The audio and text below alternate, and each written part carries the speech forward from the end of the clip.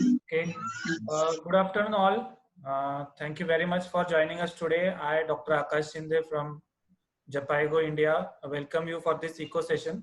आपका स्वागत है इस इको सेशन में। ये हमारा थर्ड सेशन है और जैसे कि आप जानते हैं कि ये हमारा 12th सेशन का सीरीज है और आज के सेशन को प्रेजेंट करने के लिए हमारे साथ है मिस मुतुशी और मिस प्रियंका। आज के सेशन में हम आपके साथ बात करेंगे कि जो यूज ऑफ केस शीट और पार्टोग्राफ के बारे में, प्लस फैसिलिटी स्टैंडर्ड 7 जो clinical records facility 8 HR management इसके ऊपर है। इस सेशन में आपको काफी सारी चीजें जो एडमिनिस्ट्रेटिवली इम्पोर्टेंट है आपके क्वालिटी स्टैंडर्ड्स को मेंटेन करने के बारे में चर्चा होंगी। सेशन को रिकॉर्ड कर रहे हैं ताकि आप ये बात भी देख सकते हैं। सेशन के आप चैट बॉक्स में लगे, अपना कैमरा हमेशा ऑन रखिए और अपने आप को म्यूट पे रखिए। Okay, thank you very much to Motushi and thank you so much sir. Double click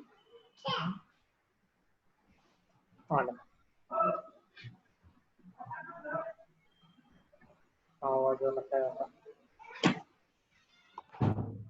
hello, very good afternoon आप सभी को। मैं Priyanka, programme officer UP Ghaziabad से। तो जैसा आकाश ने बताया कि आज का जो हमारा सेशन है वो स्टैंडर्ड फैसिलिटी स्टैंडर्ड्स हम बताएंगे, क्या क्या स्टैंडर्ड्स है। मोस्टली फैसिलिटी के इंचार्ज जो हेड नर्स है, जो डिसीजन मेकर है हॉस्पिटल्स का, प्लीज आप लोग थोड़ा सा कंसंट्रेट करिएगा इस सेशन को लेके। स्पेशली ये सेशन आप लोगों के लिए ही है, डॉक्यूमेंटेशन वाला ये सेशन है।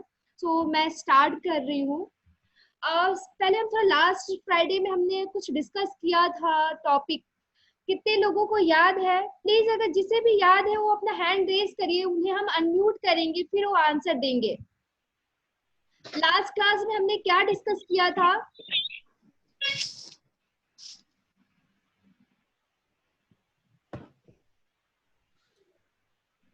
फ्रॉम रीतु क्लिनिक, लखनआनंद हॉस्पिटल, इंटरनेट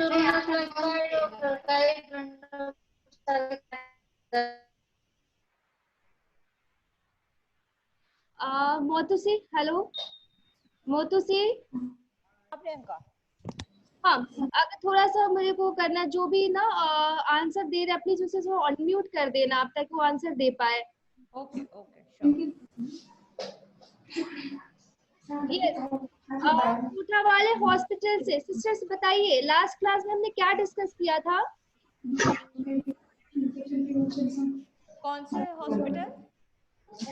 यशविनी हॉस्पिटल। दो लोग अनम्यूट है, यशविनी हॉस्पिटल एंड कोटा वाले हॉस्पिटल। लास्ट क्लास थोड़ा सा भी किसी को याद है? अच्छा, मैं थोड़ा सा आप लोगों को याद दिलाती हूँ। हमने शायद इन्वेस्टिगेशन के बारे में पढ़ाई करी थी कि क्या क्या इन्वेस्टिगेशन होना चाहिए। कोई फटाफट बताएगा 8 इन्वेस्टिगेशन? उन्होंने हैंड रेज किया है।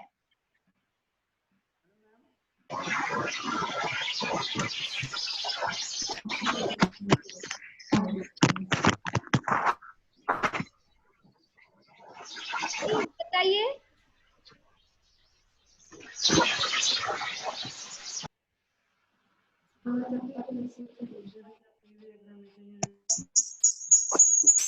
तो लास्ट क्लास में हमने के दौरान कौन सी इन्वेस्टिगेशन करना चाहिए था उसके बारे में डिस्कशन, कलेक्शन कैसे करते हैं, पेट की जांच कैसे करते हैं, पर वजाइनल एग्जामिनेशन कैसे करना है, और इन्फेक्शन प्रिवेंशन के बारे में हमने डिस्कस की थी, जिसमें आप लोगों ने एक्टिवली पार्टिसिपेट किया था। बहुत से आंसर आपकी तरफ से आए थे। होप करती हूँ कि आज का भी सेशन हमारे लास्ट सेशन की तरह इंटरेस्टेड होगा।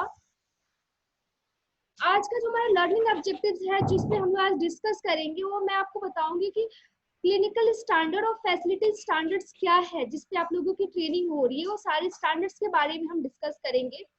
हमारा लेबर रूम कैसा डिजाइन होना चाहिए, एक स्टैंडर्ड लेबर रूम हमारा कैसा होना चाहिए, क्या क्या हमारे हॉस्पिटल में, हमारे वार्ड में क्या क्या केस शीट में क्या क्या डॉक्यूमेंट होना चाहिए, क्या क्या रिकॉर्ड्स एंड रजिस्टर क्या क्या अवेलेबल होना चाहिए, और ह्यूमन रिसोर्स मैनेजमेंट हमारा कैसा होना चाहिए, इसके बारे में हम लोग आज डिस्कस करेंगे। सबसे पहले मैं फैसिलिटी स्टैंडर्ड्स की बात करती हूँ। तो आपको पता होगा, जब रजिस्ट्रेशन के टाइम पे आपको बताया भी गया होगा कि टोटल मान्यता का क्लिनिकल स्टैंडर्ड्स जो है हमारा 16 स्टैंडर्ड्स है, जिसमें से पहला स्टैंडर्ड जो है हमारा वो एंटीनेटल स्टैंडर्ड है, और 13 स्टैंडर्ड जो है हमारा वो इंट्रानेटल है, और एक स्टैंडर्ड पोस्टपार्टम केयर का है, और लास्ट स्टैंडर्ड नंबर 16 जो है हमारा वो सीजरियन सेक्शन का है। आज हम लोग फैसिलिटी स्टैंडर्ड पे बात नहीं करेंगे, सॉरी आज मैं क्लिनिकल स्टैंडर्ड पे बात नहीं करूंगी, आज मैं फैसिलिटी स्टैंडर्ड्स पे ही बात करूंगी। ये है हमारा कि क्यों करना है हमें स्टैंडर्ड्स के अकॉर्डिंग, क्यों पढ़ाई करना है, ये स्टैंडर्ड्स क्यों इम्पोर्टेंट है। तो इसलिए है ताकि हमें पता चले कि हम जो काम कर रहे हैं उसका प्रोग्रेस कैसे हो रहा है, कैसे उसका प्रोग्रेस हो, उसको मेजरमेंट कैसे करें, उसका असेसमेंट कैसे करेंगे, उसके लिए हम लोग इस स्टैंडर्ड्स की बात कर रहे हैं। तो पहला स्टैंडर्ड जो है हमारा, हमने ऑलरेडी पहला स्टैंडर्ड लास्ट क्लास में डिस्कस किया है कि ड्यूरिंग एएनसी पीरियड में क्या क्या इन्वेस्टिगेशन होना चाहिए, और सेकंड स्टैंडर्ड की लेबर रूम प्रिपेयर्डनेस, की लेबर रूम में सेफ डिलीवरी कराने के लिए हमारे पास क्या क्या इक्विपमेंट्स की जरूरत होगी, क्या क्या मेडिकेशन की जरूरत होगी, जो कि हमने लास्ट क्लास में डिस्कस किया था 7 फेज के बारे में, जो कि ऑलरेडी आपके प्रोग्राम ऑफिसर्स आपको सेव कर चुके होंगे उसका डॉक्यूमेंट। फिर हमने लास्ट क्लास में डिस्कस किया था कि एट एडमिशन हमें क्या क्या हिस्ट्री लेना है, पेट की जांच कैसे करना है। फोर्थ स्टैंडर्ड था हमारा पीवी एग्जामिनेशन, जो हमने लास्ट क्लास में पढ़ा था। आज है हमारा फिफ्थ नंबर जो है पार्टोग्राफ, जो पार्टोग्राफ के बारे में मैं आपको एक ब्रीफ दूंगी, क्या है पार्टोग्राफ, कैसे यूज करना है। सिक्स्थ नंबर स्टैंडर्ड जो हमारा रिस्पेक्टफुल मैटरनिटी केयर है, कि ड्यूरिंग लेबर के टाइम पे हमें किस तरीके से गर्भवती महिला को रिस्पेक्ट देना है, कैसे उसको आदर सम्मान के साथ उसकी डिलीवरी करवाएं। सेवेंथ नंबर हमारा नॉर्मल डिलीवरी कैसे करवाएंगे, क्या क्या प्रोसीजर है, इसके बारे में हम डिस्कस करेंगे। 8 स्टैंडर्ड है हमारा इसेंशियल न्यूबॉर्न केयर, कि अगर हमारा जो बच्चा पैदा हुआ है और वो बच्चा बिल्कुल स्वस्थ है, रो रहा है, AMTSL क्या होता है, PPH क्या होता है, एक्लैम्सिया प्रीक्लैम्सिया क्या होता है, रिससिटेशन कैसे देंगे, प्रीटर्म क्या होता है, और हमारा इन्फेक्शन प्रिवेंशन, देन पोस्टपार्टम के टाइम पे हमें किस बताना है, एग्जामिनेशन करना है, और क्या क्या आपको काउंसलिंग करनी है, और क्राइटेरिया के बारे में आपको, ये कितना 16 स्टैंडर्ड है। आज मैं 16 स्टैंडर्ड पे आपको डिस्कस नहीं कर रही हूँ, ये 16 स्टैंडर्ड्स आपको एक ब्रीफ दे रही हूँ कि यही स्टैंडर्ड्स के अकॉर्डिंग आपको पढ़ाया जाएगा। नेक्स्ट आप देख रहे होंगे कि फैसिलिटी स्टैंडर्ड्स है हमारा, जिसमें स्कोप ऑफ सर्विसेज है, इंफ्रास्ट्रक्चर कैसा होना चाहिए, पेशेंट का इंफॉर्मेशन एजुकेशन से रिलेटेड है, इक्विपमेंट और इंस्ट्रूमेंट्स क्या क्या होना चाहिए इसके बारे में, मेडिसिन सप्लाईज मैनेजमेंट हमारे हॉस्पिटल में कैसा हो, नर्सिंग केयर कैसे प्रोवाइड करेंगे, मेडिकल रिकॉर्ड्स हम कैसे मेंटेन करेंगे, स्टाफ की ट्रेनिंग कैसे होगा, एक क्वालिटी मैनेजमेंट कैसे होगा, इसके बारे में, और care of patient in operation theatre में हम पेशेंट को कैसे केयर प्रोवाइड करेंगे, ये स्टैंडर्ड्स हमारा फैसिलिटी स्टैंडर्ड्स है।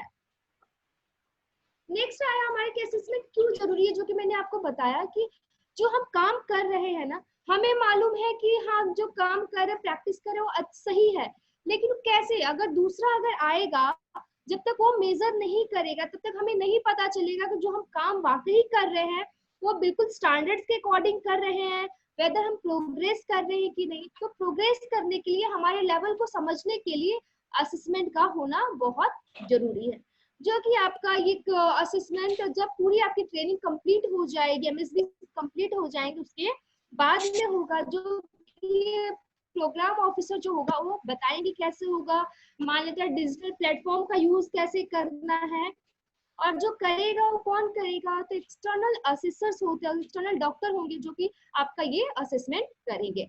हमारा आज पढ़ेंगे labour room design and organisation. आप लोग बताइए मेरे को कि आप लोगों का होगा ना कि मेरा लेबर रूम ऐसा होना चाहिए, या मेरे लेबर रूम में ये चीजें होना चाहिए, तो आप लोग मुझे बताइए कि स्टैंडर्ड लेबर रूम में क्या क्या सामान होना चाहिए आपके हिसाब से। आप लोग काम करते हो लेबर रूम में ना, तो आप लोगों को लगता होगा कि मेरे लेबर रूम में ये चीज यहाँ नहीं, यहाँ होना चाहिए। प्लीज आप लोग मुझे बताइए कि कैसे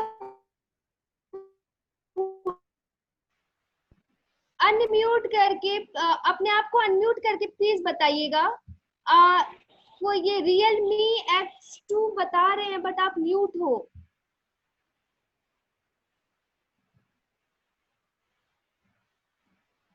अपने आप को अनम्यूट करिए, अनम्यूट करके फिर बताइए।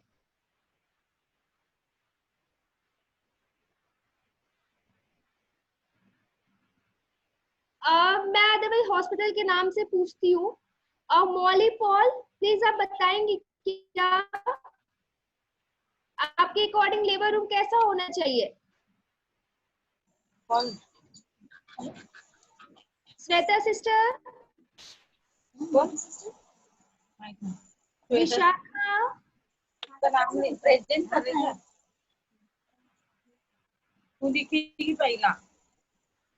पूर्णिमा सिस्टर, सुश्रुत हॉस्पिटल से प्लीज आपको अनम्यूट करके बताइए। मैंने रिक्वेस्ट भेजा है, आप एक्सेप्ट करेंगे तो हो जाएगा।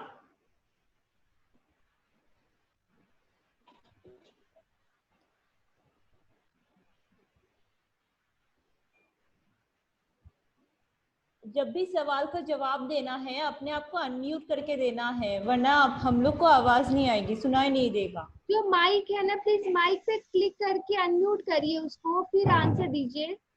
आप लोग आंसर दे रहे हो, मुझे नहीं समझ में आ रहा आप लोग क्या बोल रहे हो, सुनाई नहीं दे रहा मुझे। कोटा वाले हॉस्पिटल, हर्षिता सिंह मॉल, उनको शायद अनम्यूट बताइए। पूजा सिस्टर ने हैंड रेज किया है।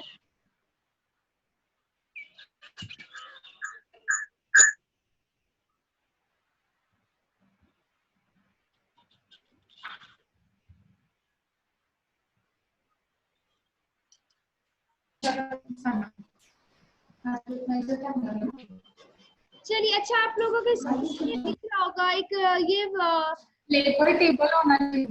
हाँ जी, लेबर टेबल होना चाहिए। Very good. ऑक्सीजन, ऑक्सीजन होना चाहिए। हाँ जी। अगर आप लोग मराठी में कंफर्टेबल है तो प्लीज आप लोग मराठी में भी बोल सकते हैं।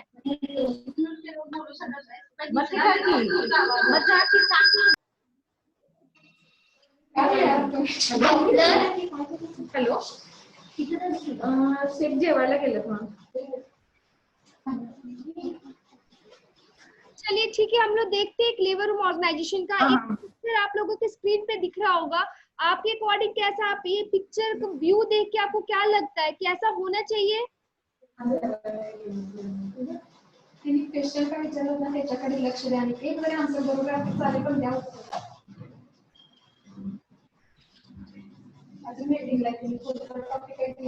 आप लोग ये देख रहे होंगे, ये पिक्चर्स में देखिए कोई प्राइवेसी नहीं है। तीन लेबर टेबल है, तीनों लेबर टेबल के बीच में कोई प्राइवेसी नहीं है, कोई कर्टेन नहीं है, कोई इन्फेक्शन प्रिवेंशन का कोई आइटम नहीं है। बस एक येलो बिन आपको दिख रहा होगा, कोई न्यूबॉर्न कॉर्नर नहीं है, मैकिंटोश गंदा सा है, लेबर रूम की साफ सफाई नहीं है। तो हम ऐसा लेबर रूम नहीं चाहते ना, ऐसा लेबर रूम में काम करना नहीं चाहेंगे हम। नहीं, बिल्कुल।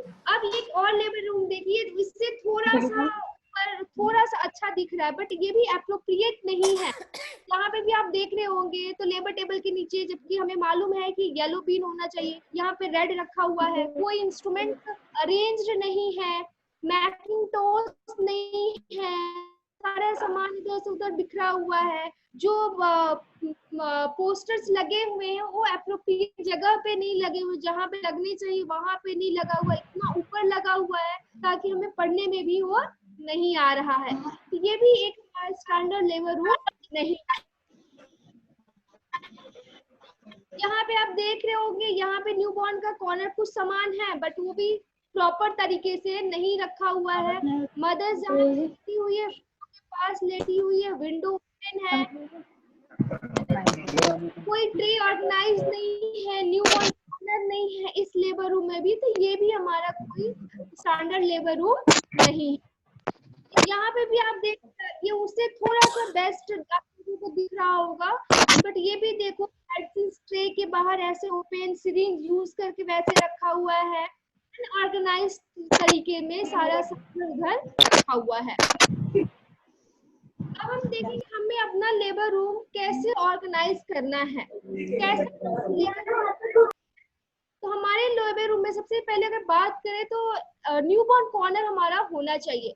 तो न्यूबॉर्न कॉर्नर की जगह पे क्या क्या सामान होना चाहिए? तो रेडिएंट वार्मर होना चाहिए हमारा, रेडिएंट वार्मर फंक्शनल होना चाहिए, और रेडिएंट वार्मर के पास हमारा न्यूबॉर्न रिससिटेशन का ट्रे होना चाहिए, जिसके बाद एम्बू बैग वगैरह फंक्शनल होना चाहिए, सक्शन मशीन होना चाहिए, वेइंग मशीन होना चाहिए। और अगर इतना ये 4-5 सामान अगर न्यूबॉर्न कॉर्नर में है, तब जाके आपका न्यूबॉर्न कॉर्नर हम कंप्लीट मानते हैं। ये आया हमारा जहाँ पे लेबर रूम, जहाँ पे हमें डिलीवरी करानी है। डिलीवरी टेबल देखिए कितने अच्छे तरीके से ऑर्गेनाइज्ड है, कैलिस लगा हुआ है, मैक्सिकोस बिछा हुआ है, पिलो रखा हुआ है। न्यूबॉर्न कॉर्नर बिल्कुल समीप में है कि तुरंत अगर बच्चा हुआ, बच्चा क्राई नहीं किया, तो विद इन अ सेकंड हम बच्चे को रेडिएंट वार्मर पे लेके जा सकते हैं। जो पोस्टर्स लगा हुआ है बिल्कुल अप्रोप्रिएट जगह पे लगा हुआ है, बिल्कुल आपके आई लेवल पे, कि आप अच्छे से बिल्कुल उसको पढ़। और डिलीवरी कराने के टाइम पे हमें AMTSL करना बहुत जरूरी है, तो सामने ही आपके AMTSL का पोस्टर्स लगा हुआ है। इन केस अगर आप भूल जाते हैं तो आपके सामने लगा हो, तब तक इस स्टेप को भूलो नहीं। आप step 2, step 1, step 2, step 3, step 4 को अच्छे से फॉलो करो। तो ये एक तरीके से अगर मैं चाहूँ लेबर रूम में काम करो, तो मुझे भी होगा कि ऐसा लेबर रूम होना चाहिए, ताकि मुझे काम करने में आसानी हो, सब चीज में प्रॉपर तरीके से मिले, हर चीज वहाँ पे अवेलेबल है। हैंड वॉशिंग एरिया देखिए तो कितना क्लीन है। प्रोटोकॉल पोस्टर बिल्कुल सामने लगा हुआ है, हैंड वॉश लगा हुआ है, हैंड वॉश है, टेप है, रनिंग वाटर है, सब कुछ बिल्कुल अप्रोप्रिएट तरीके से डिस्प्ले है, अप्रोप्रिएट तरीके से अवेलेबल भी है। यहाँ पे हम देख प्राइवेसी की बात कर रहे हैं, तो कितने अच्छे से पार्टीशन दे रखा है, प्राइवेसी मेंटेन किया हुआ है, सारे ट्रेज हमारे अरेंज हैं, और सारे हमारे कलर्स के बिन्स हमारे नीचे अवेलेबल है, सारे पोस्टर्स लगे हुए हैं। तो ये एक अप्रोप्रिएट अरेंज्ड लेबर रूम है। तो मोस्टली जब हम लेबर रूम डिजाइन करते हैं ना, तो हमारे दिमाग में क्या चीज होना होता है कि डोर व्यू। कभी भी लेबर टेबल हमारा बिल्कुल डोर के बिल्कुल जैसे हमने दरवाजा खोला और लेबर टेबल सामने नहीं होना चाहिए। विंडो व्यू, कि विंडो भी बिल्कुल विंडो के सामने नहीं होना चाहिए, अगर है तो हमें कर्टेन लगा होना चाहिए विंडो पे, डोर्स पे। और साफ सफाई का हमें बहुत ध्यान देना है कि जो लेबर रूम है, लेबर रूम दिखने में ही आपको साफ सुथरा दिखे।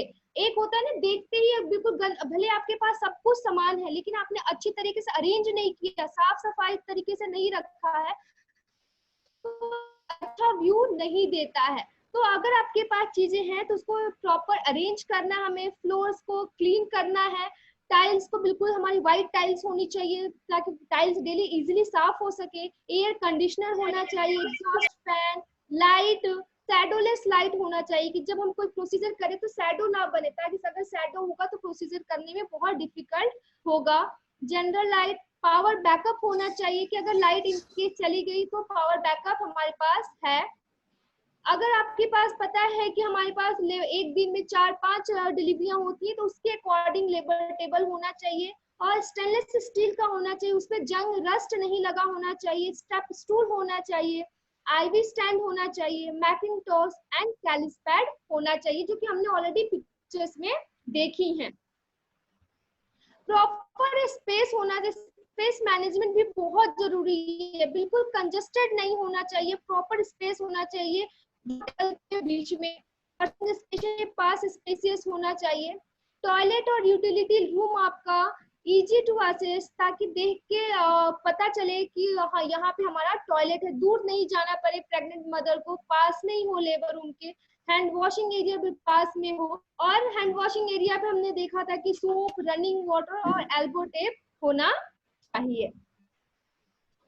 इसमें हम बात करें रोल ऑफ मैनेजर। मैनेजर का क्या रोल होना चाहिए? तो जो भी चेकलिस्ट आपको प्रोवाइड कराया जाए, उस चेकलिस्ट को कैसे इम्प्लीमेंट करवाना है आपके हॉस्पिटल में। जो भी गैप आ रहा है, कोई सामान जैसे लेबर रूम में हमें मालूम है कि हमारे पास ये सामान नहीं है, सिस्टर्स ने लिस्ट बनाया, लिस्ट बना के मैनेजर को शेयर किया, तो मैनेजर की ड्यूटी है कि आप उसको प्रोक्यूर करो और उसको सिस्टर तक अवेलेबल करवाइए। नेक्स्ट हमारा क्वालिटी। तो क्वालिटी कैसे, जो प्रोग्राम ऑफिसर है वो आपको हेल्प करेंगे कि किस तरीके से उस चीज को अरेंज करना है, और जो भी डॉक्यूमेंट्स आपको है, चेकलिस्ट आपका है, कैसे उसका यूज करना है। जब आपका लेबर रूम बिल्कुल स्टैंडर्ड के अकॉर्डिंग हो जाए, तो आपको लेबर रूम की फोटो खींचिए, फोटो खींच के आप ग्रुप में शेयर कर सकते हो। यानी कि नेक्स्ट वीक में आप अगर लेबर रूम में अगर आपने कोई भी चेंजेस किया है, तो फोटो खींच के आप उसको शेयर जरूर से करें। अब नेक्स्ट मैं बात करूंगी केस नोटेशन, रिकॉर्ड्स और रजिस्टर के बारे में। तो प्लीज आप लोग मुझे बताइए कि आप लोगों के केस सेट में क्या क्या फॉर्मेट्स यूज करते हैं।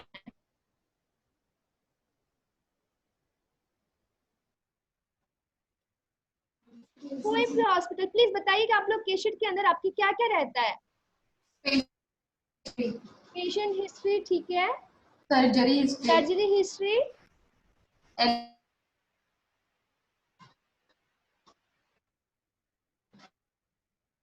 भी कोई और कोई दूसरे हॉस्पिटल आप लोग सब लोग यहाँ के आपके यहाँ के अंदर क्या क्या फॉर्मेट्स एंड फॉर्म्स यूज करते हैं आप लोग। ऑब्स्टेटिक हिस्ट्री, ठीक है, ऑब्स्ट्रक्टिव हिस्ट्री,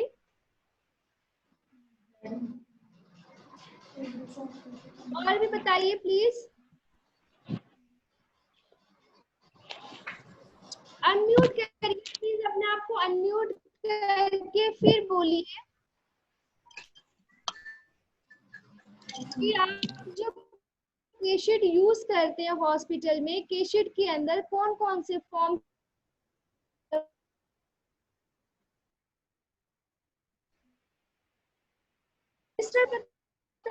यूज करते हैं।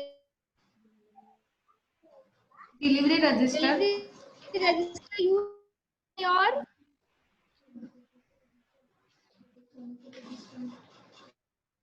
कौन सा रजिस्टर यूज करते हैं? बस डिलीवरी रजिस्टर यूज होता है और एक ही हॉस्पिटल में यूज होता है, बाकी हॉस्पिटल में कोई रजिस्टर नहीं होता।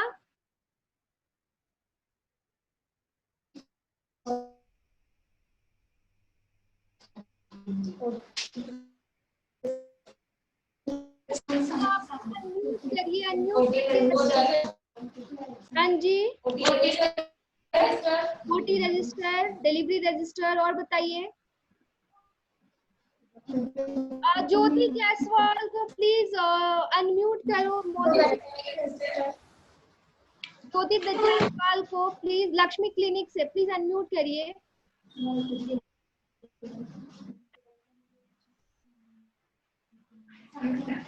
मैंने आपको रिक्वेस्ट भेजा है, ज्योति जायसवाल लक्ष्मी क्लिनिक से। मैंने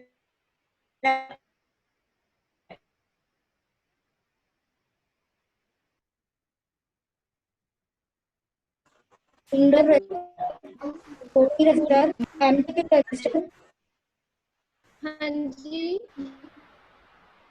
medical termination pregnancy register, medical MTP register, very good. और बताइए।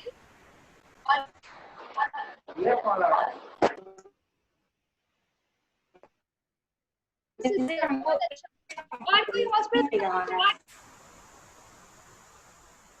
करेंगे? और कोई हॉस्पिटल?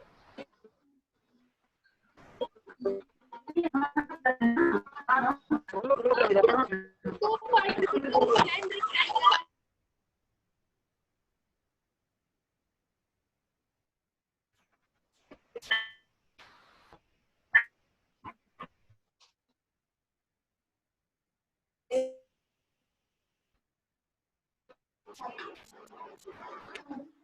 हाँ जी, बताइए।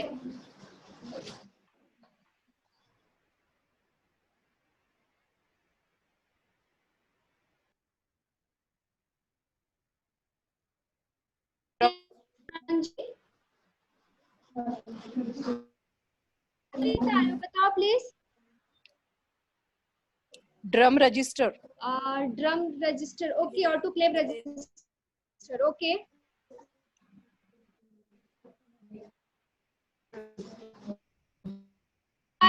प्लीज आप बताइए।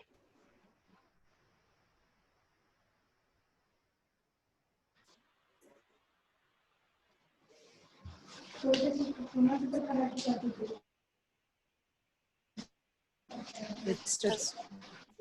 हाँ जी बताइए, रजिस्टर क्या क्या रजिस्टर्स यूज करेंगे?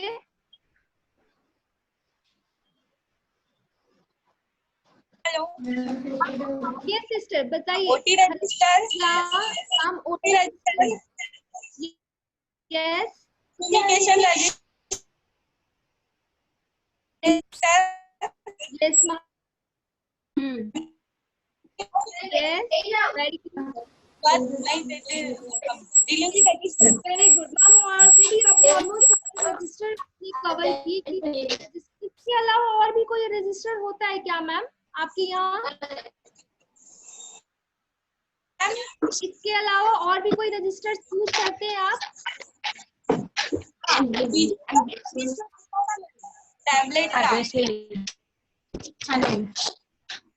तो चलिए हम लोग देखते हैं कि प्रॉपर, सबसे पहले कि क्यों जरूरी है हमें प्रॉपर रिकॉर्ड मेंटेन करना। क्यों जरूरी है? आपको लगता है कि रिकॉर्ड्स मेंटेन करके रखना चाहिए हॉस्पिटल में? बहुत इम्पोर्टेंट है ये।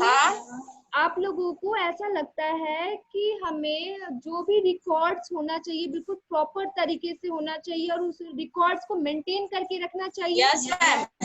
क्यों, क्या इम्पोर्टेंट है इसका? इससे क्या फायदा होगा? हिस्ट्री पता चलेगी ना उसकी। यस ठीक है। और क्या फायदा है हमें इससे? क्यों करते हैं हम इसको? और फायदा क्यों करते हैं? आप जैसे आप रिकॉर्ड मेंटेन करते हो ना, तो आपको उसे क्या लगता है कि आप क्यों मेंटेन करते हो उसे? हम लोग रिकॉर्ड मेंटेन करते, जैसे मान लो जब हम लोग पढ़ाई करते थे, जब क्लास नोट्स दिया जाता था, हम लोग क्लास नोट्स नोट करते थे। क्यों क्लास नोट नोट करते थे? ताकि एग्जाम के टाइम पे हम अगर भूल जाए तो उसको देख के पढ़ सके, याद कर सके, रिटन में रहेगा नोट्स, तो इसलिए हम नोट्स बनाते थे ना। हाँ।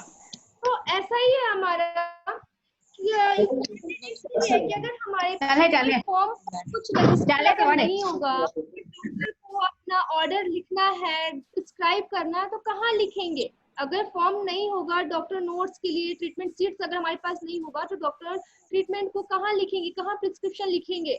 इसके लिए जरूरी है। दूसरा, जैसे आप एज अ नर्स, हम लोग पूरे टाइम हॉस्पिटल में काम करते हो, आप पूरे टाइम पेशेंट को मॉनिटर करते हो, उसकी प्रोग्रेस को मॉनिटर करते हो। जब तक आप कहीं पे लिखोगे नहीं तो कैसे पता चलेगा कि आपने इस पेशेंट के साथ क्या क्या काम किया है, क्या क्या केयर प्रोवाइड किया, क्या प्रोसीजर किया? आप कोई भी काम करते हो, जैसे आप वाइटल्स लेते हो, क्या क्या वाइटल मॉनिटर चार्ट में आप तुरंत मेंशन करते हो ना, टाइम डालते हो उसके कितने वाइटल्स आए, आपने तुरंत मेंटेन कर। नर्सेस के लिए कि नर्सेस अपना रिकॉर्ड, अपना ऑब्जर्वेशन कहीं पे लिख सके, ताकि हमें पता चले कि जो हम पेशेंट को ड्रग्स दे रहे हैं, जो केयर दे रहे हैं, वाकई क्या उससे उसकी प्रोग्रेस है या नहीं हो रही है। इसके लिए भी हम रिकॉर्ड्स का यूज करते हैं। तीसरी चीज कि हमें हैंड ओवर हैंड टेकिंग में भी बहुत हेल्पफुल होता है कि आप hand over hand taking easily कर सकते हो। जैसे आप अभी काम करके गए हो, आपने पेशेंट को ये केयर दिया, आपने उसमें पूरा नोट डाउन करके चले गए हो, फिर जब दूसरी सिस्टर आती है तो उन्होंने क्या किया, उन्होंने रिकॉर्ड्स को देखा तो उनको ये समझ में आ गया कि सिस्टर ने इस पेशेंट के साथ, इस क्लाइंट के साथ ये काम किया है, तो रिपीटिशन नहीं होगा, डबल वर्क आपका नहीं होगा। और एट लास्ट रिव्यू करने में, अगर कोई भी सर ने मंथ लास्ट में एक केस फाइल आपसे मांग दिया कि केस फाइल लेके आइए, हमें देखना है कि उस पेशेंट का कैसा वो था, प्रोग्रेस हुआ था, तो रिव्यू करने के लिए हमारे लिए बहुत इजी होगा। तो सारे डॉक्यूमेंट्स अगर इकट्ठा एक फाइल में होगा तो हम किसी भी केस को बहुत अच्छे से रिव्यू कर सकते हैं। और हमें ये किसी भी लीगल इशू से, अगर कोई इशू हो जाता है, लीगल इशू अगर हमें हो जाता है, एक डॉक्यूमेंट ही है जो कि हमें बचाता है। चाहे आप वर्बली कितना भी बोलो कि नहीं मैम मैंने तो ये किया था, नहीं मैंने ऐसा किया था, मैंने ये मेडिसिन नहीं दी थी, मैंने तो ये प्रोसीजर किया था, कोई बिलीव नहीं करेगा जब तक वो आपके पास रिटन फॉर्म में नहीं होगा। इसलिए हमारे पास रिकॉर्ड्स, रजिस्टर, फॉर्मेट्स होना जरूरी है और प्रॉपर मेंटेन करना।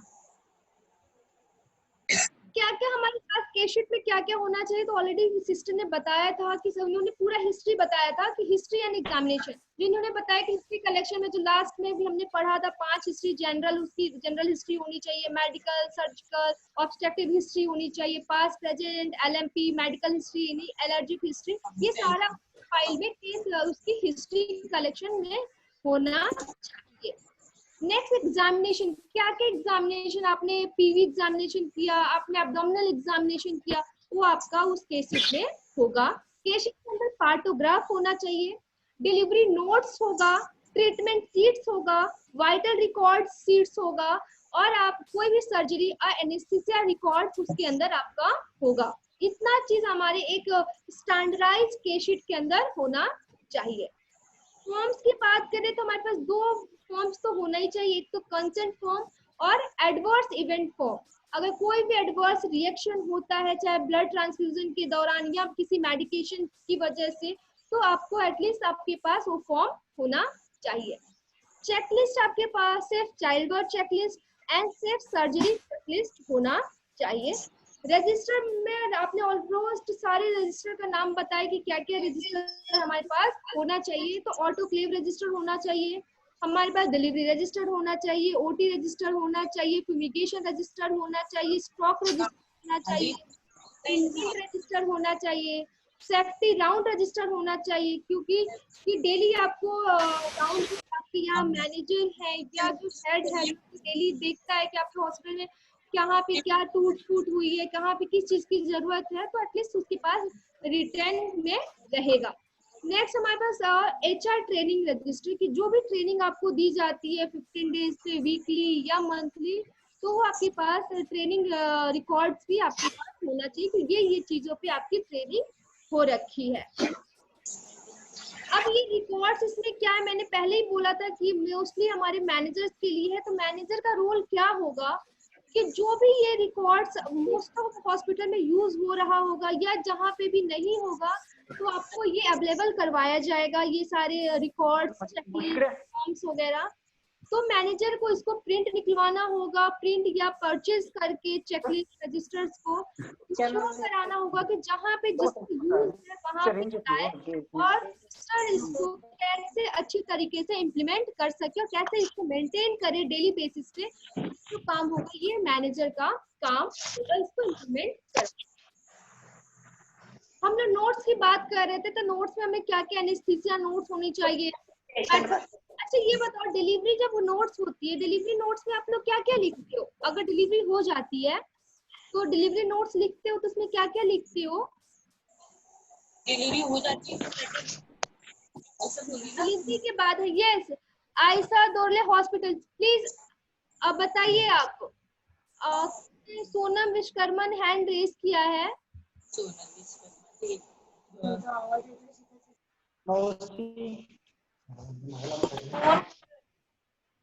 हाँ जी बताइए। हेलो, यस सुन पा रही हूँ मैं। Yes ma'am. हाँ, पेशेंट का रजिस्ट्रेशन नंबर होना चाहिए, सीरियल नंबर, पेशेंट का पूरा नाम, डेट ऑफ बर्थ, यस और फिर मोड ऑफ डिलीवरी।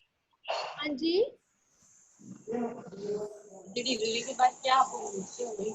हाँ आयशा डोरले हॉस्पिटल से प्लीज बताइए।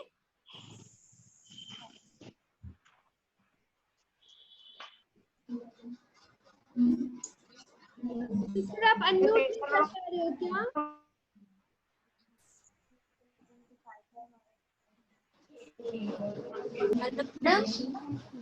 हाँ जी बताइए।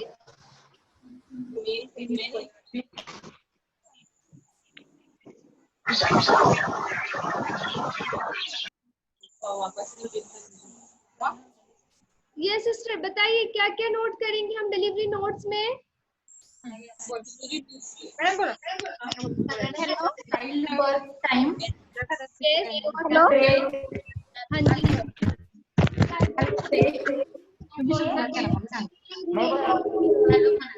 हेलो हेलो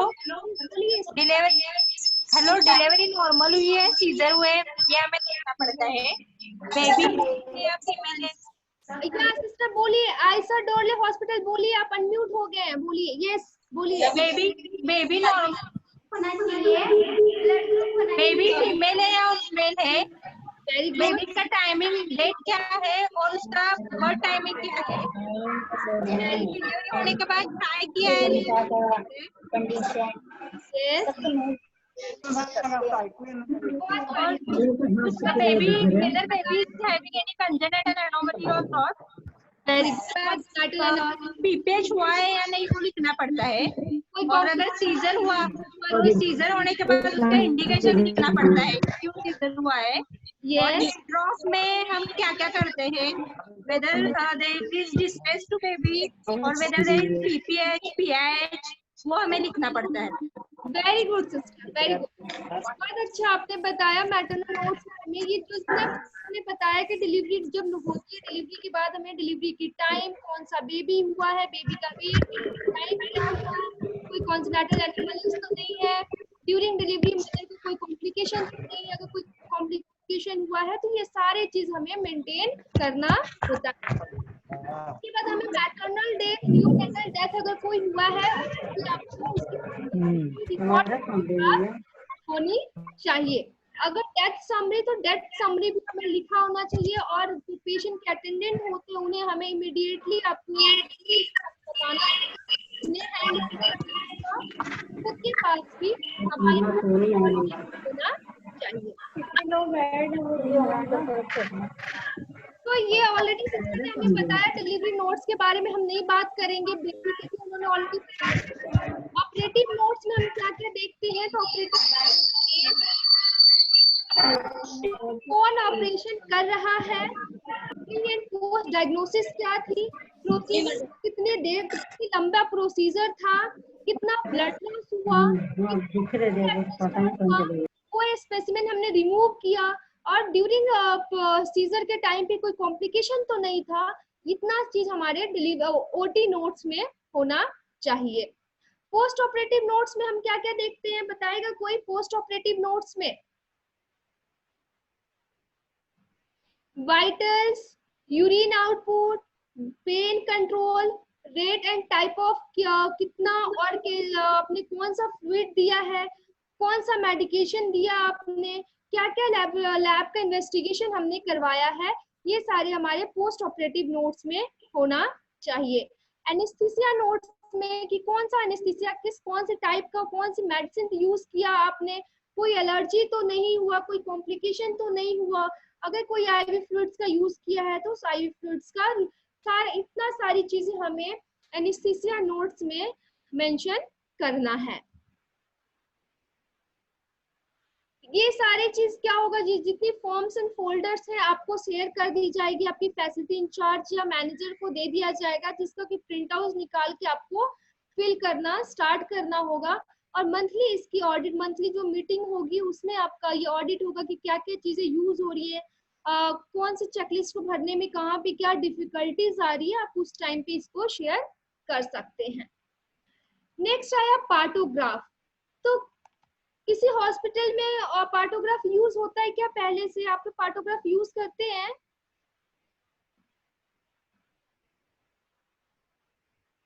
कितने हॉस्पिटल में पार्टोग्राफ का यूज हो रहा है? करंट टाइम में कितने लोग पार्टोग्राफ का यूज कर रहे हैं?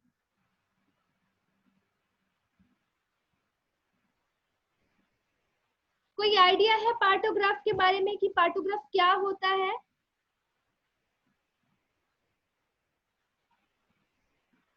तो यहाँ पे मैं एक केस स्टडी आपको एक्सप्लेन करके बताऊंगी कि क्या है पार्टोग्राफ।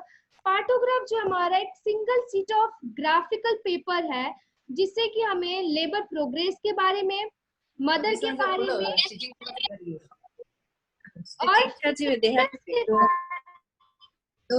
पता चलता है। तो एक सिंगल शीट पेपर से 3 माह बच्चा और लेबर प्रोग्रेस हो रहा है कि नहीं आपको पता चलता है। आप टाइमली एक्शन ले सकते हो। आप तो आपकी जो लेबर स्ट्रक्चर है वो आपको आइडेंटिफाई कर सकते हो। पर हैंड टेक्निक आपको हेल्प करेगा। बार बार पीवी करोगे, पीवी लिमिटेशन भी होता है पार्टोग्राफ यूज करने से। तो हम ये केस स्टडी देख रहे हैं कि एक महिला है जिसका नाम है Radha, wife of Gangaram, 26 year की है, थर्ड ग्रेविडा है। दो जो पहले उसके बच्चे हैं, एक बच्चा 5 साल का है, दूसरा बच्चा उसका 2 साल का है। आपके पास महिला आई है सुबह के 5 बजे एडमिशन के लिए। एडमिशन के टाइम पे कंप्लेन था कि उसको लेबर पेन में है रात के 2 बजे से, और आपने उसका एडमिशन किया। एडमिशन के टाइम पे जब आपने पीवी किया तो आपको पता चला कि उसका 2 सेंटीमीटर डायलिटेशन है। और महिला राधा ने आपको ये बताया कि उसका पानी की थैली 4 बजे हॉस्पिटल पहुंचने से पहले यानी 4 बजे सुबह ही टूट गई है।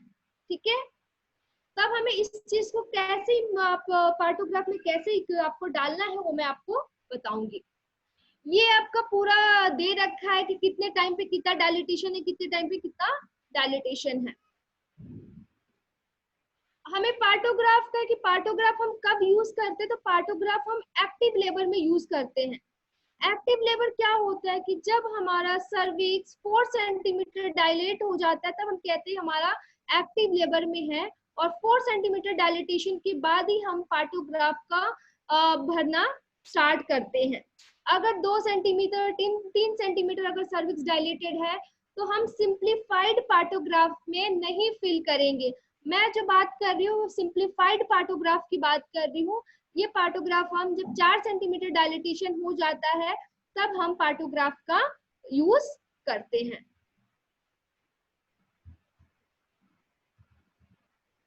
तो आपने देखा कि ऑलरेडी वहां पे दे रखा था, पेशेंट का नाम क्या था, Radha, wife of Gangaram, age जो कि ऊपर सबसे पहले सिंप्लीफाइड पार्टोग्राफ में सबसे पहले आइडेंटिफिकेशन डेटा दिया रहता है, जो कि हमने फर्स्ट पेज में देखा। वो आइडेंटिफिकेशन डेटा आपको लिखना होगा, पेशेंट का नाम, उसके हस्बैंड का नाम, एज, पैरिटी क्या है, registration number, date and time of admission, date and time of rupture of membrane, कब उसका मेम्ब्रेन रप्चर हुआ था, वो हमें उस पे लिखना होता है।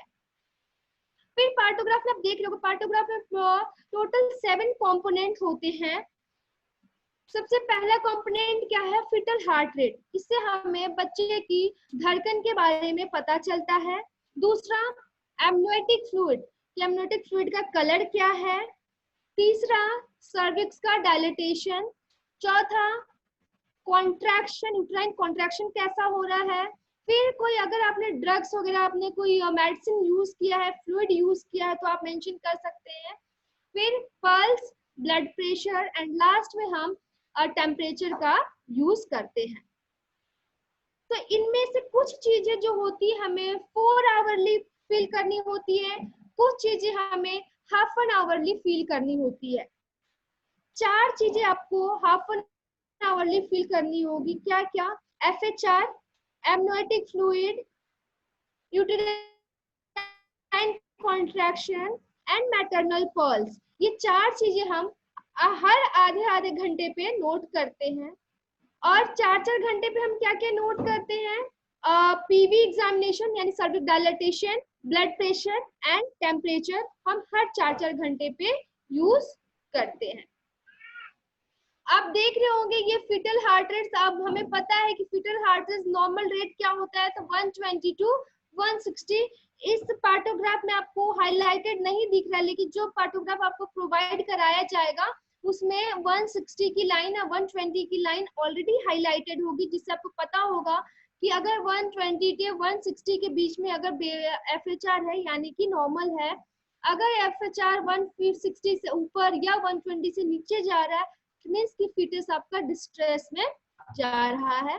एमनियोटिक फ्लूइड आप देख रहे हो कि C, अगर ये 3 तरीके का आपको देखना, अगर रप्चर है तो क्या करना होगा, देखना होगा कि साफ है कि नहीं। अगर एमनियोटिक फ्लूइड क्लीन है, क्लियर वाटर है तो C लिखोगे, मेकोनियम है तो M लिखोगे, अगर ब्लड होगा तो B लिखेंगे। अगर रप्चर नहीं हुआ है तो इंटैक्ट मतलब I, जहाँ पे ये सी लिखा हुआ यहाँ पे हम आई लिखेंगे। तो हमने देखा था कि एडमिशन के टाइम पे 2 सेंटीमीटर उसका डायलिटेशन था, तो हमने पार्टोग्राफ पे स्टार्ट नहीं करेंगे। हम क्या करेंगे, सिर्फ हम ये आइडेंटिफिकेशन डेटा डाल के आप छोड़ दोगे। फिर जब आप दोबारा 4 घंटे के बाद पीवी करोगे तो हम देखते हैं यहाँ पे कि 4 घंटे के बाद जो पीवी हुआ था, महिला हमारे पास 5 बजे आई थी एडमिशन के टाइम पे, ठीक है। फिर आपने क्या किया, 9 बजे आपने उसका पीवी किया, तो 9 बजे आपने देखा कि उसका सर्विक्स का डायलेटेशन 5 सेंटीमीटर था। आपने जब कॉन्ट्रैक्शन देखा 10 मिनट तक पेट पे हाथ रख के, तो आपने देखा कि 3 कॉन्ट्रैक्शन आया है और 20 से 40 सेकंड के लिए। बच्चे का हार्ट रेट जो है 120 है, और जो बच्चे का मेम्ब्रेन जो एमनियोटिक फ्लूइड जो है रप्चर हो चुका है वो क्लियर है। ब्लड प्रेशर 120/70 है, टेम्परेचर 36.8 और पल्स आपका 80 है। तो हमने इस चीज को सबसे पहले हमने क्या, सबसे पहले अगर हमारे को पार्टोग्राफ फिल करें, सबसे पहले हम डायलिटेशन फिल करेंगे। तो डायलिटेशन कितना था, 5 सेंटीमीटर डायलिटेशन था हमारा। तो ये 2 लाइन हमारी, ये alert line and action line. हम सबसे पहले हमारी जो सबसे पहली प्लॉटिंग होगी वो हमारी अलर्ट लाइन पे ही होनी चाहिए। तो सबसे पहले अलर्ट लाइन पे 5 हम देखेंगे, 5 कहाँ पे है अलर्ट लाइन पे, वहां पे आप क्रॉस का करोगे और उसी के सिधाई में हम पूरा पार्टोग्राफ फिल करना स्टार्ट करेंगे, ठीक है। तो मैंने बस आपको एक ओवरव्यू दिया इस पार्टोग्राफ का। इसको जो भी आपका रिस्पेक्टिव प्रोग्राम ऑफिसर है, आपको एक भी एमएसबी के दौरान आपको बिल्कुल क्लियरली आपको बताएगा किस तरीके से यूज करना है, और आपको ब्रीफ में आपको उस चीज को समझाएंगे। मैंने बस आपको एक ब्रीफ दिया कि ये पार्टोग्राफ है, इस तरीके का ग्राफ है, और इसको भरने से हमें क्या क्या फायदा है। तो इससे हमें भरने से मैंने बताया कि अगर हम पार्टोग्राफ सही तरीके से और टाइमली फिल करते हैं तो हमें, अगर हमारा लेबर नॉर्मल प्रोग्रेस नहीं कर रहा है तो आपको तुरंत पता चल जाएगा कि हमारा लेबर नॉर्मल प्रोग्रेस नहीं कर रहा है, ये एबनॉर्मल लेबर है, वो जा रहा है। अगर प्रोलॉन्ग लेबर है, ऑब्स्ट्रक्टेड लेबर है, तो आप प्रोलॉन्ग ऑब्स्ट्रक्टेड लेबर को होने से बचा सकते हो, पहले ही आपको पता चल जाएगा। आपको डिसीजन लेने में, पेशेंट के अटेंडेंट को ये समझाने में काफी हेल्पफुल रहता है। और एक्शन, हम टाइम रहते हैं एक्शन लेंगे तो मैटरनल और फीटल दोनों की प्रॉब्लम को हम अर्ली आइडेंटिफाई करके उसको मैनेज कर सकते हैं।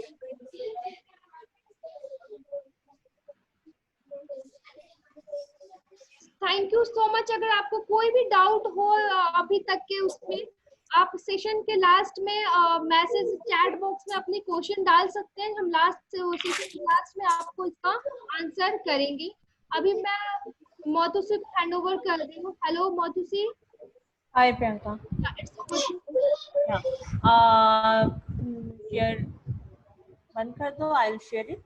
या मैं शेयर तो स्टॉप कर देती हूँ।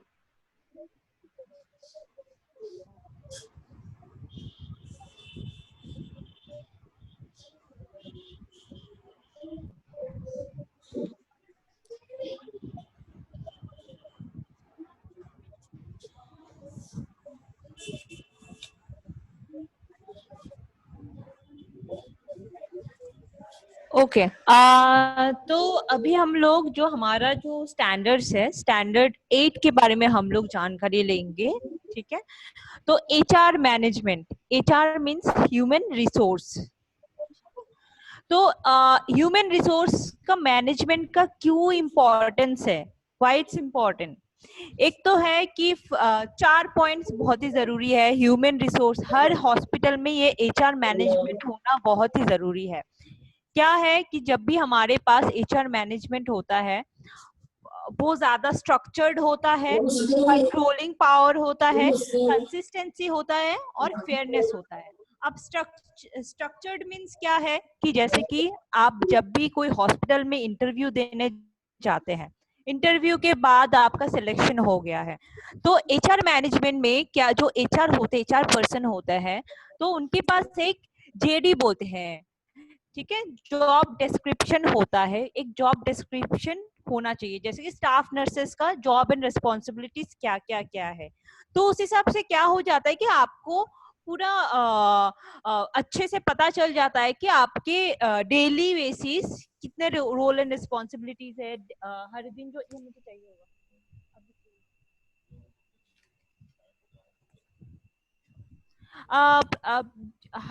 जो आपका जो डिस्क्रिप्शन है वो अच्छे से डिसाइड करेगा कि आप हर दिन आपके रोल एंड रिस्पॉन्सिबिलिटी क्या क्या क्या क्या है, ठीक है।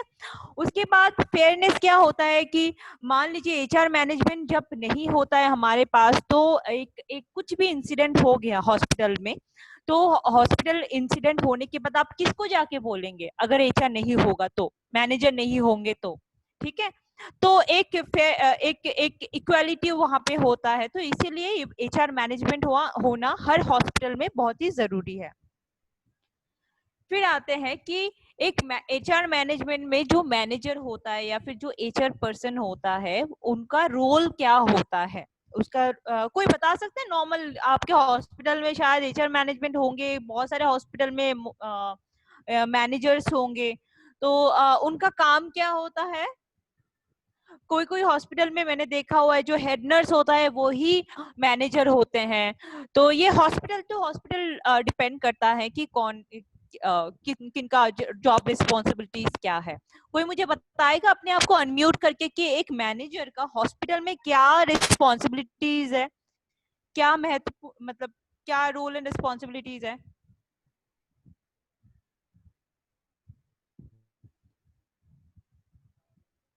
अपने आप को अनम्यूट करके बताना होगा। यश यामिनी कुछ बोल रहा है। जब भी आप कुछ बताना चाहेंगे ना, तो अपनी स्क्रीन के ऊपर जो माइक है वहां पे लाल बटन है, मीन्स आप लोग म्यूटेड हो, वो उसको आप क्लिक करेंगे तो अनम्यूट हो जाएगा। हाँ, कोई बताएगा? ओके, ठीक है। तो फर्स्ट है कि एचआर के पास रिकॉर्ड्स होते हैं। रिकॉर्ड्स किस चीज का? जैसे कि जो नर्स होते हैं या फिर कोई अदर डिपार्टमेंट में जितने सारे लोग होते हैं, फार्मासिस्ट हो गया आपका, इतने सारे डिपार्टमेंट में जो ओटी टेक्नीशियन हो गया, तो सारे लोगों का क्वालिफिकेशन एचआर रिकॉर्ड में होता है। और ये किसका काम होता है? एचआर में जो एचआर पर्सन होता है या फिर जो मैनेजर है उनका काम होता है। सीवी होना बहुत ही जरूरी है, जहाँ पे आपके जो पूरे बायोडेटा जो है वो पूरा वहाँ पे मेंशन किया हुआ है, आपका फोन नंबर, एड्रेस, पूरा बायोडेटा वहाँ पे होना चाहिए। आपका आईडी कार्ड, हेलो,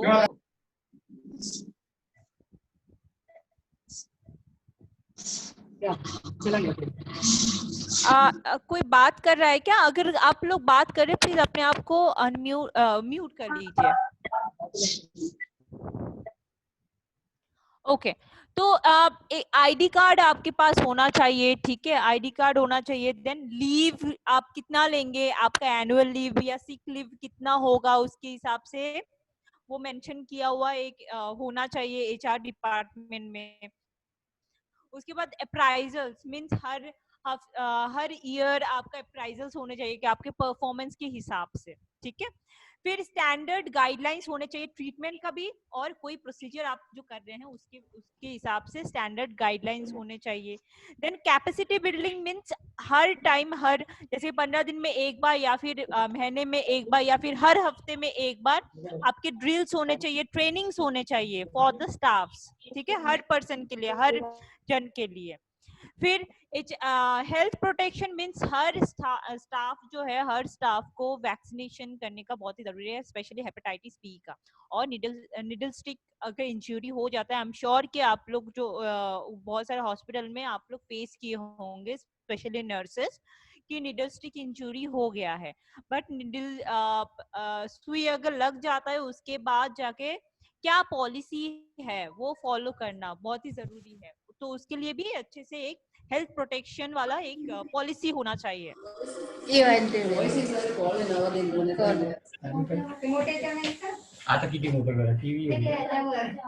अब मैं आप सभी लोगों से मेरी विनती है, प्लीज आप लोग ना जब बात करेंगे, नॉर्मल बैकग्राउंड में बहुत नॉइज आ रहा है, बात मत कीजिए।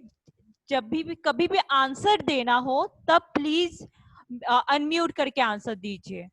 ठीक है, ये थंब रूल मान लीजिए प्लीज। ओके, तो ये ह्यूमन रिसोर्सेस जो है, ह्यूमन रिसोर्सेस में क्या क्या होना बहुत ही जरूरी है, कोई मुझे बता सकता है? अभी हम लोग ऑलरेडी बात कर चुके हैं, प्लीज अपने आप को अनम्यूट करके बताइए।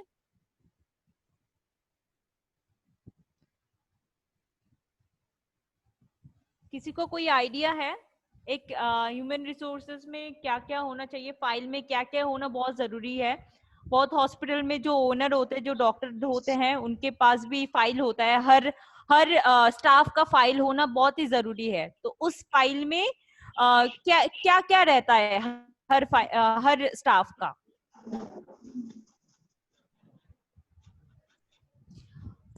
ओके, ठीक है। एक है कि ज्वाइनिंग लेटर होना चाहिए। ज्वाइनिंग लेटर क्या होता है? जब आप इंटरव्यू दे देते हैं कोई हॉस्पिटल में, इंटरव्यू देने के बाद आपका जब सिलेक्शन होता है, तो वहां पे हॉस्पिटल के तरफ से एक ज्वाइनिंग लेटर होना बहुत ही जरूरी है कि आपको मेनी मेनी कॉन्ग्रेचुलेशन ऐसे करके एक ज्वाइनिंग लेटर होता है। उसके बाद जेडी होता है। जेडी मीन्स जैसे कि मैंने पहले भी बताया हुआ है कि जॉब डिस्क्रिप्शंस होते हैं, वहां पे स्टाफ के साइन समेत वो जेडी होना चाहिए कि स्टाफ ने उनको ये जॉब रिस्पॉन्सिबिलिटी समझ में आया और वो एग्री करते हैं, तो उनका सिग्नेचर समेत वो फाइल में होने चाहिए। फिर बायोडेटा होना चाहिए, सारा कुछ जो बायोडेटा सीवी जो है वो होने चाहिए, आईडी प्रूफ होना चाहिए, मेडिकल हिस्ट्री होने चाहिए इंक्लूडिंग ब्लड ग्रुप। ठीक है, ये स्टाफ के बारे में है। नॉर्मल हम लोग जो है जो काम करते हैं हॉस्पिटल में, सारे इन सारे के बारे में है। ठीक है, बैंक डिटेल्स होना बहुत ही जरूरी है। उसके बाद इमरजेंसी कॉन्टैक्ट नंबर पे मम्मी पापा के या किसी का भी, ठीक है, कॉन्टैक्ट नंबर होना बहुत ही जरूरी है। ट्रेनिंग्स जो आप हर हफ्ते में कर रहे हैं या फिर हर 15 दिन में एक बार करें या फिर महीने में कर रहे हैं, तो ट्रेनिंग्स का रिकॉर्ड भी होना बहुत ही जरूरी है।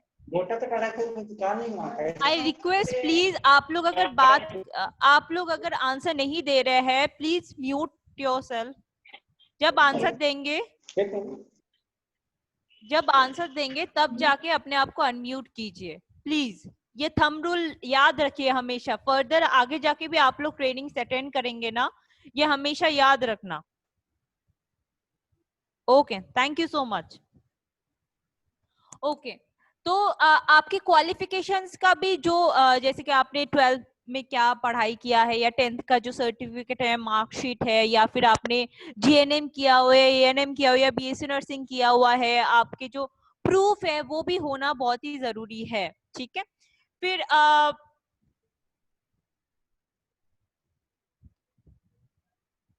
ठीक है, तो इम्यूनाइजेशन आपका हुआ कि नहीं, वैक्सीनेशन आपका हुआ कि नहीं, उसका भी रिकॉर्ड होना उसमें जरूरी है। फिर आपके अगर प्रीवियस किसी जगह में कोई हॉस्पिटल में आपने काम किया हुआ है, वहां पे कोई अचीवमेंट किया हुआ है, या फिर आपको ईयर ऑफ द नर्स मिला है, या फिर कोई अवार्ड मिला है, कुछ भी हो, तो वो भी आप एज ए रिकॉर्ड आप रख सकते हैं हॉस्पिटल के साथ शेयर करके। ठीक है, अगर कोई इंश्योरेंस पॉलिसी भी है तो वो भी आप रिकॉर्ड में रख सकते हैं। तो ये एक नॉर्मल एक आइडिया है क्या क्या आपके ह्यूमन रिसोर्स एचआर फाइल में होने चाहिए। ठीक है, इसमें कोई, I hope this is a very basic things, आपको कोई डाउट नहीं है और ये इजीली आपके पास अवेलेबल हो जाएगा। आप ठीक है, जिनके पास ये व्यवस्था नहीं है तो मतलब आप लोग इंश्योर कीजिए आगे जाके जो है ये सब फाइल्स मेंटेन करना है आपको। ठीक है, ओके, तो अब क्या है कि स्टैंडर्ड ट्रीटमेंट गाइडलाइंस क्या होता है, तो इसके शब्द में ही इसका जो मीनिंग है वो पता चलता है। तो कोई बता सकता है कि ये स्टैंडर्ड ट्रीटमेंट गाइडलाइंस क्या होता है? अपने आप को अनम्यूट करके प्लीज बताइए। Redmi 3 Pro sister, very good, yes, हाँ आप कर रहे हैं, अभी हुआ नहीं है, कीजिए अनम्यूट कीजिए सिस्टर, आप अनम्यूट कीजिए अपने आप को। मैंने आपको रिक्वेस्ट भेजा है Redmi 3 Pro। Okay, very good. हाँ सिस्टर, आप बता सकते हैं कि स्टैंडर्ड ट्रीटमेंट गाइडलाइंस क्या होता है एंड क्यों जरूरी है?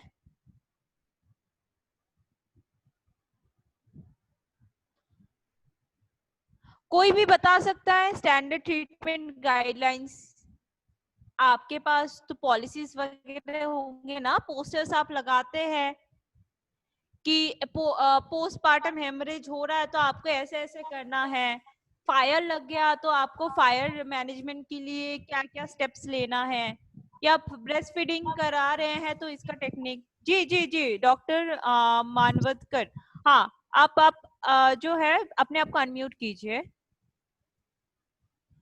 जो स्क्रीन पे आप देखिए, स्क्रीन पे ना एक माइक का ऑप्शन है, देखो आप माइक का ऑप्शन है, उसमें आप जस्ट क्लिक कीजिए। मैं आपको रिक्वेस्ट भेज रही हूँ, देखिए आप जस्ट कंफर्म कीजिए। हाँ वेरी गुड वेरी गुड।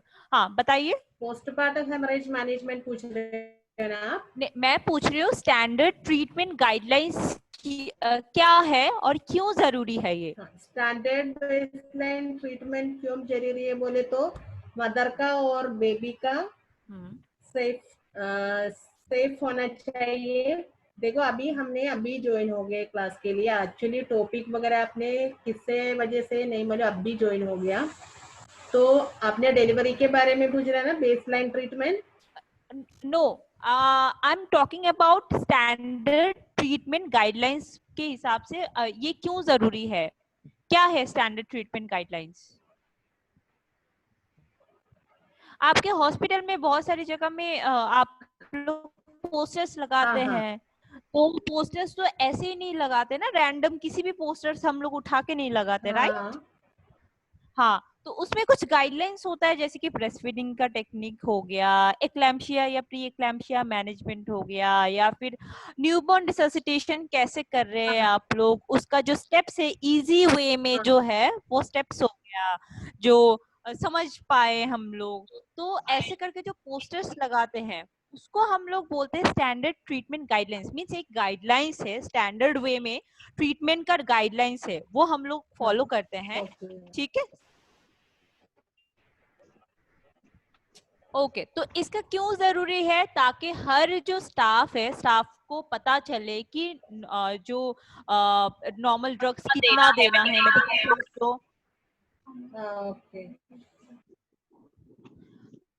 ठीक है, फिर इंटरपार्टम केयर में आपको क्या क्या चीजें करना होगा, माँ के लिए, माँ में भी और बच्चे में भी, ठीक है, डिलीवरी के बाद। फिर एसेंशियल न्यूबॉर्न केयर क्या होता है बेबी के लिए, बच्चे को कैसे रिससिटेशन देंगे ये सिंपल वे में, फिर एक्लैम्पशिया प्री एक्लैम्पशिया में मैनेजमेंट कैसे करेंगे, मैग्नीशियम सल्फेट कितना डोजेज आपको देना है, कौन से टाइम में कितना टाइम तक देना है, पोस्टपार्टम हेमरेज क्या होता है कैसे मैनेज करेंगे, ऑब्स्ट्रक्टेड लेबर, प्रोलॉन्ग लेबर में कैसे पता चलता है, ठीक है, वो कैसे मैनेज करेंगे। तो ये स्टैंडर्ड ट्रीटमेंट के जो गाइडलाइंस है वो होना बहुत ही जरूरी है। और हम लोग जो है अभी आपके साथ कुछ पोस्टर्स भी शेयर करेंगे जो गाइडलाइंस के हिसाब से, ठीक है, आपके पास कुछ पोस्टर्स जरूर होंगे और कुछ बहुत सारे पोस्टर्स गाइडलाइंस के हिसाब से हम लोग आपके साथ शेयर करेंगे।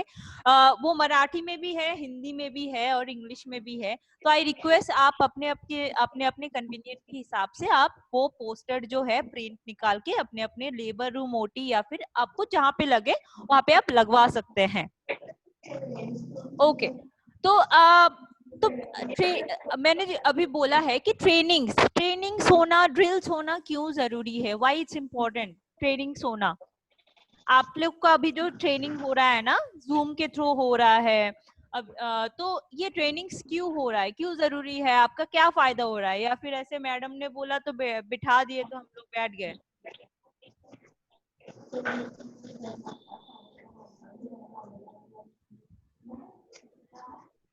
अपने आप को अनम्यूट करके बताइए।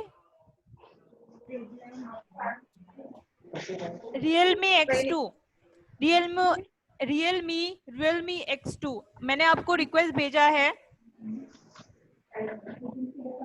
अनम्यूट करने के लिए रिक्वेस्ट भेजा है।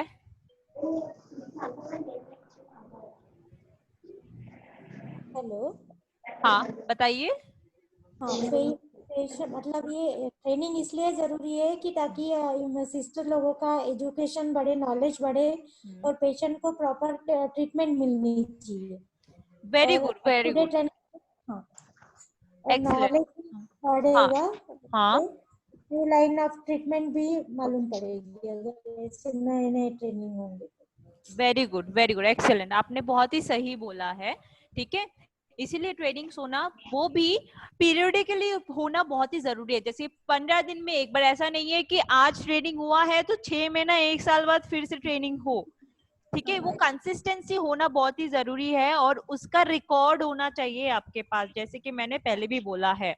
ठीक है, तो ट्रेनिंग से क्या होता है कि जो नर्सेस है या फिर अदर्स हेल्थ केयर वर्कर्स जो है, उनको अभी के गाइडलाइंस के हिसाब से सारा कुछ उनको पता चलता है। ठीक है, वो ट्रीटमेंट भी अच्छे से दे पाएंगे, गलती नहीं करेंगे और अपडेटेड भी रहेंगे। ठीक है, कोई प्लीज शायद बैकग्राउंड में आपने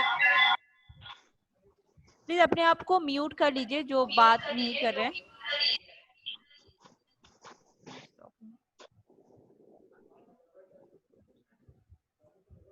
ओके, ठीक है, तो बहुत सारे कुछ ट्रेनिंग्स होते हैं, जैसे यहाँ पे आपका क्लिनिकल से ट्रेनिंग्स हो रहा है और एज वेल एज आपका फैसिलिटी के ऊपर भी ट्रेनिंग हो रहा है, फैसिलिटी स्टैंडर्ड, जो कि आपके फैसिलिटी में क्या क्या होना चाहिए, क्या चीजें आप डॉक्यूमेंटेशन आप लोग कैसे, प्रॉपर डॉक्यूमेंटेशन आप लोग कैसे करेंगे। उसके बाद और क्या क्या ट्रेनिंग्स होते हैं आपका, BLS का ट्रेनिंग, जैसे बेसिक लाइफ सेवर का एक ट्रेनिंग्स होता है, बहुत सारे हॉस्पिटल भी प्रोवाइड करते हैं, तो वहाँ पे जाके आप अपने नर्सेस को भेज सकते हैं ट्रेनिंग के लिए। OT जो है, OT शेड्यूलिंग का भी एक ट्रेनिंग्स होते हैं। फिर इक्विपमेंट्स जो है, इमरजेंसी कोर्स जो होते हैं हॉस्पिटल में, उसके ऊपर भी ट्रेनिंग्स होते हैं। फ्यूमिगेशन, OT का फ्यूमिगेशन कैसे करना है, सर्विलेंस कैसे करना है, कैमरा वगैरह जो है वो कैसे सेटअप करना है, कैसे हर रोज आप चेक करेंगे। ठीक है, ये सब का ट्रेनिंग्स होता है। Then surgical procedure, emergency protocol, जो सर्जिकल कोई OT में जो OT टेक्नीशियन है, वहाँ पे नए नए बहुत सारे इंस्ट्रूमेंट्स आते हैं, नया प्रोसीजर्स आते हैं। ठीक है, तो उसके हिसाब से इमरजेंसी प्रोटोकॉल या फिर सर्जिकल प्रोसीजर के हिसाब से भी ट्रेनिंग्स होते हैं। ठीक है, अब है कि ट्रेनिंग्स तो आपका हो गया है, तो ट्रेनिंग के बाद कैसे पता चलेगा कि वो जो ट्रेनिंग है आपने जो आप, जैसे कि आज आप लोग का ट्रेनिंग हो रहा है, आपका एक सेशन हो रहा है। ठीक है, तो आपके सेशन के, आपका जो सेशन हो रहा है, तो आपका सेशन के साथ कैसे पता चलेगा कि ये सेशन काम का है। आपका जो ट्रेनिंग हो रहा है, ये ट्रेनिंग में कैसे पता चलेगा कि ये ट्रेनिंग काम कुछ काम का हो रहा है, कोई बता सकता है?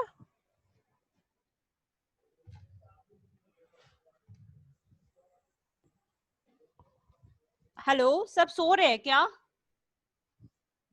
अपने आप को प्लीज अनम्यूट कीजिए, अनम्यूट करके बताइए।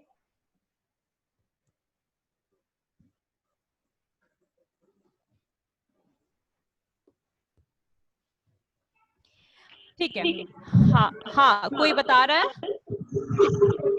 हेलो, हाँ बताइए, बताइए कैसे पता चलता है? हाँ, ट्रेनिंग रजिस्टर, हाँ मैम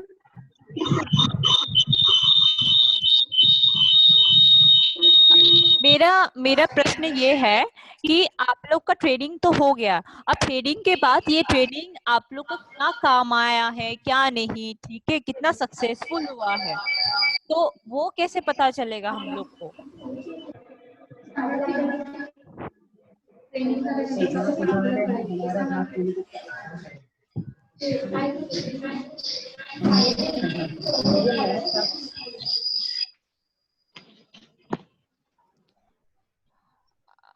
ओके, ठीक है, तो एक तो है कि ट्रेनिंग रजिस्टर मेंटेन होना चाहिए आपके पास। ठीक है, ट्रेनिंग रजिस्टर में पता चलेगा कि कितने टाइम बाद आपका ट्रेनिंग हो रहा है। फिर और क्या होता है कि जो नॉलेज है, नॉलेज चेक करने के लिए कॉम्पिटेंसी एक टेस्ट होता है कि हर एक चेकलिस्ट होता है जो कि हम लोग शेयर करेंगे आप लोग के साथ। उसके हिसाब डॉक्टर्स के लिए अलग होता है, नर्सेस के लिए अलग होता है कि 10 अगर मार्किंग है, 10 में से कितना कॉम्पिटेंट है नर्स या डॉक्टर या फिर ओटी टेक्नीशियन या फिर फार्मासिस्ट, जो भी है, हर किसी के लिए अलग अलग कॉम्पिटेंसी टेस्ट के लिए एक चेकलिस्ट होता है। तो ये चेकलिस्ट भरना भी बहुत ही जरूरी है। उसमें क्या पता चलता है कि आपके स्किल्स भी पता चलते हैं। ठीक है, समझ में आया? उस पैरामीटर के हिसाब से कि आप लोग कितना प्रोफिशिएंट है कि ये काम करने के लिए। मान लो आप नॉर्मल डिलीवरी करने जा रहे हो तो कितना आपको नॉर्मल डिलीवरी पहले शुरू में आता नहीं था, बट ट्रेनिंग के बाद जब आपने प्रैक्टिस किया तब जाके आप कितना प्रोफिशिएंट हो गए हैं कि आप एक नॉर्मल डिलीवरी हैंडल कर पा रहे हैं, एक नॉर्मल डिलीवरी सेफली कर पा रहे हैं। ठीक है, तो ये बहुत ही जरूरी है। ओके, तो अब आते हैं कि हेलो,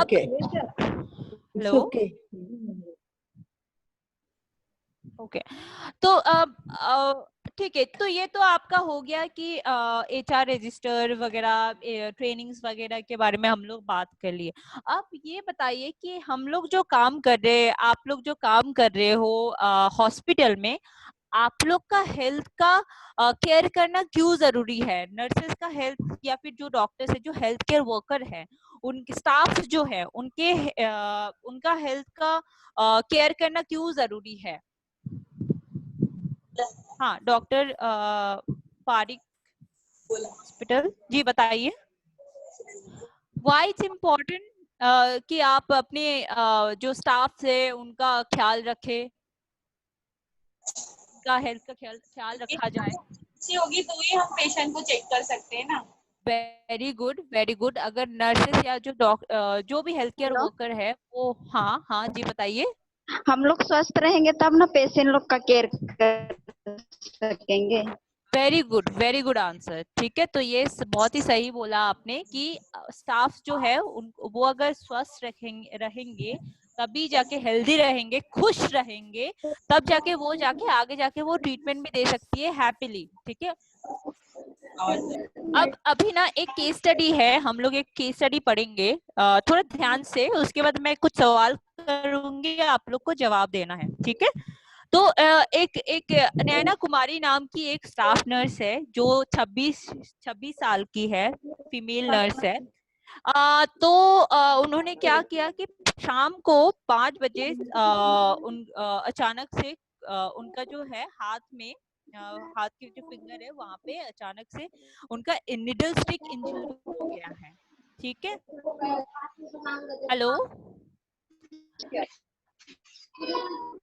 आप लोग को ये केस स्टडी समझ में आ रहा है? नैना कुमारी नाम की एक staff nurse, female staff nurse है जो कि 26 साल की है। वो अचानक से एक दिन काम कर रही थी, उनका इवनिंग शिफ्ट था, तो 5 बजे वो कुछ कर रही थी तो अचानक से उनका निडल स्टिक इंजरी हो गया है।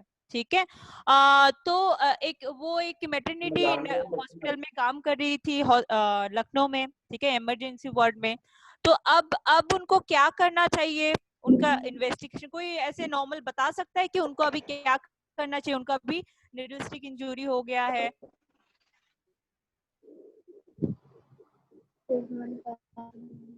ब्लड ड्रॉ करने के बाद एक सिनेरियो है, नैना कुमारी जो ब्लड ड्रॉ कर रही थी, ब्लड ड्रॉ करने के बाद वो जब डिस्पोज करने के लिए जा रही थी तो कुछ नीडल अचानक से बाहर निकला हुआ था, यूज्ड कुछ नीडल जो है, तो वहां से उनको लग गया हाथ में। ठीक है, निडल स्टिक हो गया है, इंजरी हो गया है। अब उनका क्या करना चाहिए? हेलो, तो क्या करते हैं जी बताइए? उसका अच्छे से चेकअप कराना चाहिए। क्या चेकअप करना चाहिए? HIV HbS एंटीजन करना चाहिए। हेलो, ओके, और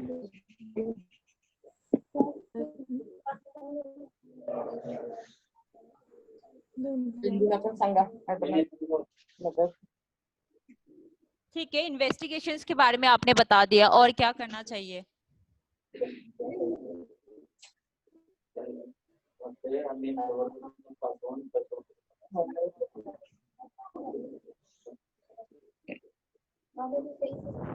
ब्लड सब चेक कराना चाहिए उसमें। क्या चेक करना चाहिए? HIV। ओके, ये इन्वेस्टिगेशन ऑलरेडी आपने बता दिया, HIV एंड HbSg वो आपको करना चाहिए। और और क्या करना चाहिए? इमीडिएटली क्या एक्शन होगा उनका? इमीडिएट एक्शन, मान लीजिए हमको अभी आप निडल स्टिक इंजरी हो गया है, अचानक से हम जा रहे थे तो वहां पे डिस्कार्ड करने के टाइम तो वो हो गया है, कुछ नीडल से अचानक से लग गया है और ब्लीडिंग हो रहा है, तो अभी आप क्या करोगे? नॉर्मल प्रैक्टिकल सिचुएशन सोच के आप बताइए। है आयशा डोले हॉस्पिटल, जी जी जी, हाँ हाँ हाँ दिख रहा है, वेरी गुड। अपने आप को अनम्यूट करके बताओ, अपने आप को अनम्यूट करो। आयशा डोले, आप लोग हैंड राइज कर। हाँ। आयशा डोल, आप स्क्रीन पे ना, हाँ हाँ दिख रहा है, आप हाथ उठा रहे हो, बट आप अनम्यूट करो। स्क्रीन में देखो लाल वाला जो बटन है, मैं अभी रिक्वेस्ट भेज, देखिए रिक्वेस्ट भेजा है। हाँ वेरी गुड, हाँ बताओ। फर्स्ट मैनेजर के पास जाएंगे। मैनेजर के पास जाएंगे और उनको जो इवेंट हुआ है वो बताएंगे। पेशेंट की रिपोर्ट देखोगे और हाँ हाँ पेशेंट हॉस्पिटल से बोल रही हूँ। हाँ हाँ अगर इंजरी हो गया तो हाँ हो गया, आपको अपन बोलना है, डरना नहीं, वो बात यूज नहीं करना, स्टार्ट नहीं करना और आर्मी वाटर में वॉश करना है। हेलो, हाँ हाँ मैं सुन रही हूँ, बताइए। हाँ सुने आ रहे ना। हाँ हाँ हाँ तो उसके बाद उसको ICN की इन्फॉर्म करना है, ड्यूटी डॉक्टर जो है उसके पास लेके जाना है, टीटी का डोज वगैरह लगाना है। अगर वो नीडल कौन सा है, किसका है, अपने को पता नहीं है तो उसको पूरा ऑल इन्वेस्टिगेशन करना चाहिए, करना चाहिए। करना है तो कैसे करें बता।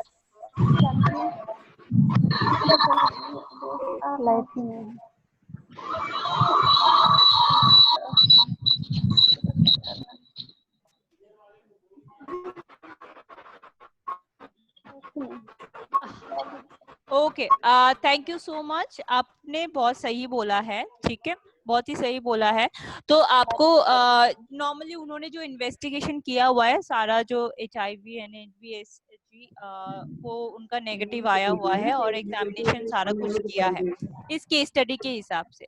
अभी हम लोग देखेंगे कि निडल्स, अभी हम लोग बोलेंगे कि देखेंगे कि निडल स्टिक इंजरी जब हो जाता है तो हम लोग को गाइडलाइंस के हिसाब से क्या करना चाहिए, ठीक है। तो पहले तो ये क्लीन करना चाहिए with soap and water, normal soap and water में, दबा के नहीं, नॉर्मली जस्ट करना चाहिए। पता ही नहीं है वो नहीं कर पा रहा है। कौन बात कर रहा है? आप प्लीज अपने आप को म्यूट कर लीजिए। ये बार बार हम लोग बोलते हैं कि आगे जाके आप लोग के बहुत सारे सेशंस होंगे ना, तो प्लीज आप लोग दिमाग में रख लीजिए, जब भी आप लोग बैकग्राउंड में कुछ बात करते हैं अलग से, तो अपने आप को म्यूट कर लीजिए, वरना बाकी लोगों को भी डिस्टर्ब होता है, ठीक है। जब कोई आंसर देना होता है तो अपने आप को अनम्यूट करके उसके बाद आंसर दीजिए। ओके तो पहला तो है कि आपको नॉर्मल सोप एंड वाटर जो है उससे आपको क्लीन करना है। क्लीन करने के बाद उसके बाद आपको रिपोर्ट करना है। किसको रिपोर्ट करेंगे? जो आपने जो बताया ऑलरेडी कि मैनेजर को इन्फॉर्म करेंगे, या फिर जो नोडल पर्सन है, कोई भी हो सकता है, HR पर्सन भी हो सकता है, कोई मैनेजर भी हो सकता है, कोई वहां पे जो नर्सिंग इंचार्ज जो है वो भी हो सकता है, या कोई डॉक्टर हो सकता है, कोई भी हो सकता है, कोई भी नोडल पर्सन को आपको इन्फॉर्म करना है। फिर आप इन्वेस्टिगेशन वगैरह आप लोग करेंगे, ठीक है। इन्वेस्टिगेशन करने के बाद आप चेक करेंगे जो जिस नीडल, अगर हो सकता है कि जिस नीडल से आप लोग को लग गया है, इंजरी हो गया है, उस नीडल किनका यूज हुआ है, अगर पॉसिबल है तो वो पेशेंट का हिस्ट्री भी आप ले सकते हैं। और 6 महीने बाद आपको फिर से आपको चेकअप करना, इन्वेस्टिगेशन, लैब इन्वेस्टिगेशन फिर से करवाना होगा और फॉलो अप एग्जामिनेशन भी करना होगा, ठीक है। तो ये एक नॉर्मल एक गाइडलाइंस है, तो आप लोग याद रखिएगा। अब क्या है कि निडल स्टिक इंजरी जो है वो प्रिवेंट करने के लिए आपको क्या करना होगा। निडल स्टिक इंजरी तो आपने बता दिया है कि क्या है, उसके बाद निडल स्टिक इंजरी के बाद आप क्या क्या करेंगे। बट हमको निडल स्टिक इंजरी ना हो तो हम लोग को वो प्रिवेंट करने के लिए क्या करना पड़ेगा, कोई बता सकता है?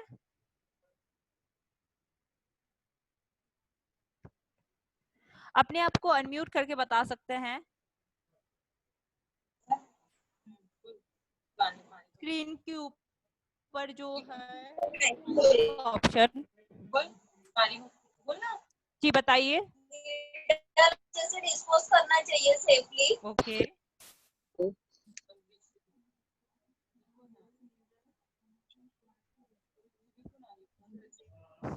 हेपेटाइटिस बी वैक्सीनेशन लगवाना चाहिए अगर नीडल लगे तो। अगर निडल लगे तो ओके, उससे पहले नहीं करना चाहिए। पहले भी करना चाहिए। लेते हैं hepatitis B. Very good. Okay और बताओ निडल कैसे डिस्कार्ड करते हैं? आपने जो बोला अच्छे से, आपने बोला कि अच्छे से करना चाहिए, तो ये अच्छा क्या है, कैसे करोगे आप? अरे तू मशीन में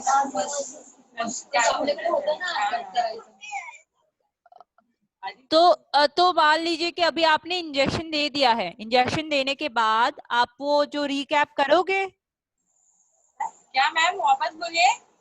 आपने इंजेक्शन दिया है, ठीक है, बहुत सारे नर्सेस को बहुत सारे पेशेंट को आप देते हैं ना, मेडिकेशन देते हैं, इंजेक्शन देते हैं, तो आपने इंजेक्शन दिया हुआ है तो वो नीडल में वो रिकैप करेंगे, कैप फिर से लगाएंगे इंजेक्शन देने के बाद? नहीं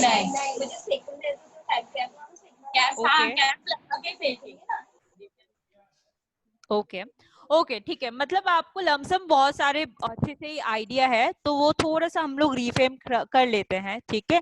एक तो है सेफ हैंडलिंग होना चाहिए, सेफ डिस्पोजल होना चाहिए, ठीक है, नीडल यूज करने के से पहले भी, यूज करने के बाद भी, ठीक है। कैसे करेंगे, जैसे कि हम लोगों ने बोला कि जब भी हम लोग वार्ड में या कोई आईसीयू एनआईसीयू कहीं भी हम लोग जब ड्यूटी होता है तो बहुत सारे पेशेंट का एक साथ होता है ना, हम लोग को मेडिकेशंस देना होता है टाइम के हिसाब से, 12 बजे या 2 बजे या शाम को 6 बजे का या फिर रात में फिर 12 बजे का। तो जब भी हम लोग देते हैं, इंजेक्शंस देते हैं, तो बहुत सारे जगह में मैंने देखा हुआ है हॉस्पिटल में कि वो लोग लोड कर देते हैं, लोड करके रख देते हैं, अचानक से कोई काम आ जाता है फिर गड़बड़ कर देते हैं। तो एक तो है कि लेबलिंग होना बहुत ही जरूरी है, आप लोग लेबल करके एक ट्रे में अच्छे से आपको रखना पड़ेगा, रख के उसके बाद जाके आपको इंजेक्शन देना होगा। देने के बाद कभी भी आपको रिकैप नहीं करेंगे, आप लोगों ने बहुत सही बोला है कि रिकैप नहीं करेंगे। रिकैप ना करके आप लोग तुरंत सभी लोगों को सभी मरीजों को आप इंजेक्शन देके आप वो ट्रे लेके जाएंगे और तुरंत ही उसको हब कटर में या फिर निडल डिस्ट्रॉयर जो है वहां पे डिस्कार्ड कर देंगे। समझ में आया?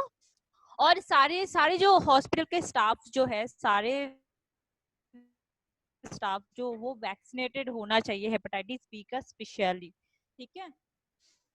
ओके ओके, तो अभी डिस्कशन करते हैं कि एचआर नॉलेज जो है वो ऑलरेडी हम लोगों ने बात किया हुआ है, तो मैं थोड़ा सा बोल देती हूँ कि एचआर नॉलेज जो है वो आपका ट्रेनिंग्स होना बहुत ही जरूरी है, वो टाइम के हिसाब से हफ्ते में या फिर जैसे आप लोग का भी ट्रेनिंग हो रहा है हर 15 दिन में या 1 महीने में एक बार, ऐसा नहीं कि हम लोग जो अभी ट्रेनिंग ले रहे हैं वही चले। आप लोग का इंटरनेट ट्रेनिंग्स भी हो सकता है जो हम लोग देंगे, टॉपिक्स देंगे आपको, आपके साथ बहुत सारे कुछ शेयर करेंगे, तो वो रिलेटेड भी आपका इंटरनल ट्रेनिंग्स हो सकता है, या फिर बीएलएस का ट्रेनिंग होता है, ओटी टेक्नीशियन का भी अलग अलग ओटी शेड्यूलिंग का भी ट्रेनिंग्स हो सकता है, इंस्ट्रूमेंट्स कैसे हैंडल करेंगे उसका भी ट्रेनिंग्स होते हैं, फ्यूमिगेशन का ट्रेनिंग होता है। तो वो जब भी आपके पास मौका आता है तो आप लोग टाइम के हिसाब से वो ट्रेनिंग्स आप लोग अटेंड कीजिए, और वो ट्रेनिंग का रजिस्टर भी, एक फाइल भी आपको मेंटेन करना बहुत ही जरूरी है। ठीक है। अब क्या है कि जो जो HR जो है, मैनेजर जो है स्पेशली, ठीक है, अब श्योर यहाँ पे बहुत सारे डॉक्टर्स जो ज्वाइन किए होंगे वो मैनेजर कभी कभार मैनेजर का रोल भी करते हैं, ठीक है, क्योंकि वो ही ओनर होता है। तो ये बहुत ही जरूरी है जब भी हम लोग जब किसी एम्प्लॉय को हायर करते हैं, कोई नर्सेस को हायर करते हैं, किसी को भी हेल्थ केयर वर्कर को जब हायर करते हैं, तो बहुत ही जरूरी है कि वो जो हमारे हॉस्पिटल में वो काम करने आ रही है, ठीक है, वो जो ट्रीटमेंट वो जो मरीजों को ट्रीटमेंट करने आ रही है, तो वो उनका हेल्थ बहुत ही हेल्दी होना बहुत ही जरूरी है, ठीक है, खुश होना बहुत ही जरूरी है। तो अगर वो नहीं होगी तो नेक्स्ट डे वो चिड़चिड़ी होगी, वो अच्छे से वो समहाउ अपने जो पेशेंट के ऊपर वो आ जाता है, ठीक है। एक आप हैप्पी फेस से जब हैप्पी रहेंगे, हैप्पी फेस से जब आप इंजेक्शन भी देते, थोड़ा बात भी कर लेते हैं, इंटरपर्सनल रिलेशन भी आपका मेंटेन हो जाता है, तो इजी हो जाता है बहुत ही ज्यादा, ठीक है। तो ये भी आप लोग ऑलरेडी मैंने थोड़ा बहुत डिस्कस किया हुआ है, मैं जस्ट थोड़ा सा शॉर्टली बता दे रही हूँ कि एक HR रिकॉर्ड में और क्या क्या चीजें होना चाहिए। एक तो है HR नॉर्म्स होने चाहिए कि रूल्स एंड रिस्पॉन्सिबिलिटीज क्या है। आपका अगर ड्यूटी है, ड्यूटी में आप फोन जो है आपको साइलेंट पे रखना पड़ेगा या फिर वाइब्रेशन में रखना पड़ेगा। ड्यूटी और आपका जो है मॉर्निंग शिफ्ट आपका इतने बजे से 8 बजे से 2 बजे तक होगा, फिर इवनिंग जो है 2 से 8 बजे तक, रात में 8 से नेक्स्ट डे 8 बजे तक होगा। तो ऐसे करके बहुत सारे नॉर्म्स होते हैं, आप अगर ऐसे किए तो उसके लिए ये पेनल्टी हो सकता है, ये पेनल्टी होगा। तो ऐसे करके बहुत सारे HR का नियम कानून बहुत ही जरूरी है, एक नियम कानून होना बहुत ही जरूरी है अच्छे से चलने के लिए। HR फाइल्स, हर HR फाइल जो है, HR फाइल में हर स्टाफ जो है, हर स्टाफ का एक डेटा होना चाहिए, एक फाइल होना चाहिए, एक हर फाइल हर स्टाफ का। और जब भी कोई नया नर्सेस या हेल्थ केयर वर्कर जो भी हो एम्प्लॉय हमारे पास आते हैं, नया ज्वाइनिंग होता है, तो उनको एक स्पेशली एक वेलकम किट देना बहुत ही जरूरी है। एक नॉर्मल आप एक फाइल दे सकते हैं, ठीक है, उस फाइल में एक एक पेन दे सकते हैं, एक एक नॉर्मल जो है एक पैड दे सकते हैं, वहाँ पे आप तब उसके साथ जो है आईडी कार्ड जो है वो भी दे सकते हैं, वो तो देना बहुत ही जरूरी है। तो वो बहुत अच्छा भी लगता है, इम्प्रेशन भी बहुत अच्छा होता है। फिर ड्यूटी रोस्टर होना बहुत ही जरूरी है कि कौन से हर महीने में स्टार्टिंग में ही, अगर 1 तारीख से स्टार्ट हो रहा है तो 30-31 तारीख, उससे पहले जो 30-31 तारीख के अंदर ही रोस्टर हो के बन के सब जो है सबके पास जाना बहुत ही जरूरी है। और हर महीने का रोस्टर जब भी बनता है 30-31 तारीख तक, वो आपको प्रिंट करके लगवा देना है, ठीक है। फिर इसके बारे में मैं ऑलरेडी बता चुकी हूँ, जॉब डिस्क्रिप्शंस जो है, रोल्स एंड रिस्पॉन्सिबिलिटी, हर जो स्टाफ का उसका रोल्स एंड रिस्पॉन्सिबिलिटी के ऊपर जॉब डिस्क्रिप्शन होना बहुत ही जरूरी है। फिर आपका जो स्टाफिंग पैटर्न है, कितने स्टाफ्स होना चाहिए, ठीक है, गवर्नमेंट नॉर्म के हिसाब से वो बहुत होना जरूरी है, आपको पता होना बहुत जरूरी है। ICU में या फिर NICU में कितने स्टाफ्स होने चाहिए, एडिक्वेट स्टाफ, कितने पेशेंट के हिसाब से बेड। देन ड्रेस कोड आपका होना बहुत ही जरूरी है, ऐसा नहीं कि हर दिन जो भी हो मतलब कुछ भी आप हम लोग पहन के चले गए। एक ड्रेस कोड होने से भी बहुत ही अच्छा लगता है, क्योंकि हम लोग ऐसे फील्ड में हैं। ID कार्ड तो होना बहुत ही जरूरी है, ठीक है। ये एक बेसिक है, आप लोग प्लीज याद रखिए, मेरा रिक्वेस्ट है, और प्लीज अप्लाई करना भी स्टार्ट कीजिए। तो और ये है कि जो स्टैंडर्ड ट्रीटमेंट गाइडलाइंस के बारे में भी हम लोग बात किए हैं, तो उसका क्या क्या है हम लोग मैं ऑलरेडी बता चुकी हूँ आपको कि हम लोग शेयर करेंगे आप लोग के साथ। हमारे पास बहुत सारे पोस्टर्स है स्टैंडर्ड ट्रीटमेंट गाइडलाइंस के हिसाब से, क्लैम्पिया, प्री क्लैम्पिया, हेमरेज का, ऑब्स्ट्रक्टिव लेबर का, पार्टोग्राफ का भी हमारे पास है, एसेंशियल न्यूबॉर्न केयर क्या होता है, फिर वो कैसे मैनेज करते हैं, रिससिटेशन कैसे हम लोग करते हैं, इंटरपार्टम केयर कैसे करते हैं। तो इसके हिसाब से स्टैंडर्ड ट्रीटमेंट गाइडलाइंस के हिसाब से हमारे पास जो जो पोस्टर्स अवेलेबल है हम लोग आपको मेल कर देंगे, ठीक है। आप अपने अपने जो POs है जो आपके साथ संपर्क में है उनको भी आप बता सकते हैं, ठीक है। तो ओटी नॉर्मली इसके बारे में भी हम लोग ऑलरेडी बात कर चुके हैं प्रीवियसली कि क्या क्या ट्रेनिंग्स होते हैं, क्लिनिकल ट्रेनिंग्स होते हैं, सर्जिकल प्रोसीजर का भी ट्रेनिंग्स होते हैं, इमरजेंसी प्रोटोकॉल्स जो है कि फायर लग गया, फायर आप लोग कैसे हैंडल करेंगे, कैसे चलाना, फायर ड्रिल्स वगैरह कैसे करेंगे, ठीक है, सीपीआर कैसे देंगे, उसका ट्रेनिंग्स होता है। फिर सर्वेलेंस जो है आपके यहाँ पे हॉस्पिटल में जो है जो कैमरास वगैरह लगाए वो कैसे हैंडल करेंगे, कहाँ कहाँ लगवाना है, ठीक है, फ्यूमिगेशन कैसे करता है, इक्विपमेंट्स मेंटेन आप कैसे करेंगे, आप स्टेरिलाइजेशन कैसे करेंगे, कब कब करेंगे, ओटी शेड्यूलिंग आप कैसे करेंगे, और बेसिक लाइफ सेव जो है वो उसका भी ट्रेनिंग्स, एएलएस बीएलएस जो ट्रेनिंग्स होते हैं बहुत सारे हॉस्पिटल में वो लोग प्रोवाइड भी करते हैं, तो उसका भी बहुत ट्रेनिंग होता है। तो आप लोग ट्राई कीजिए, अगर नहीं कर रहे हैं तो ट्राई कीजिए कि वो अटेंड करना स्टार्ट करें।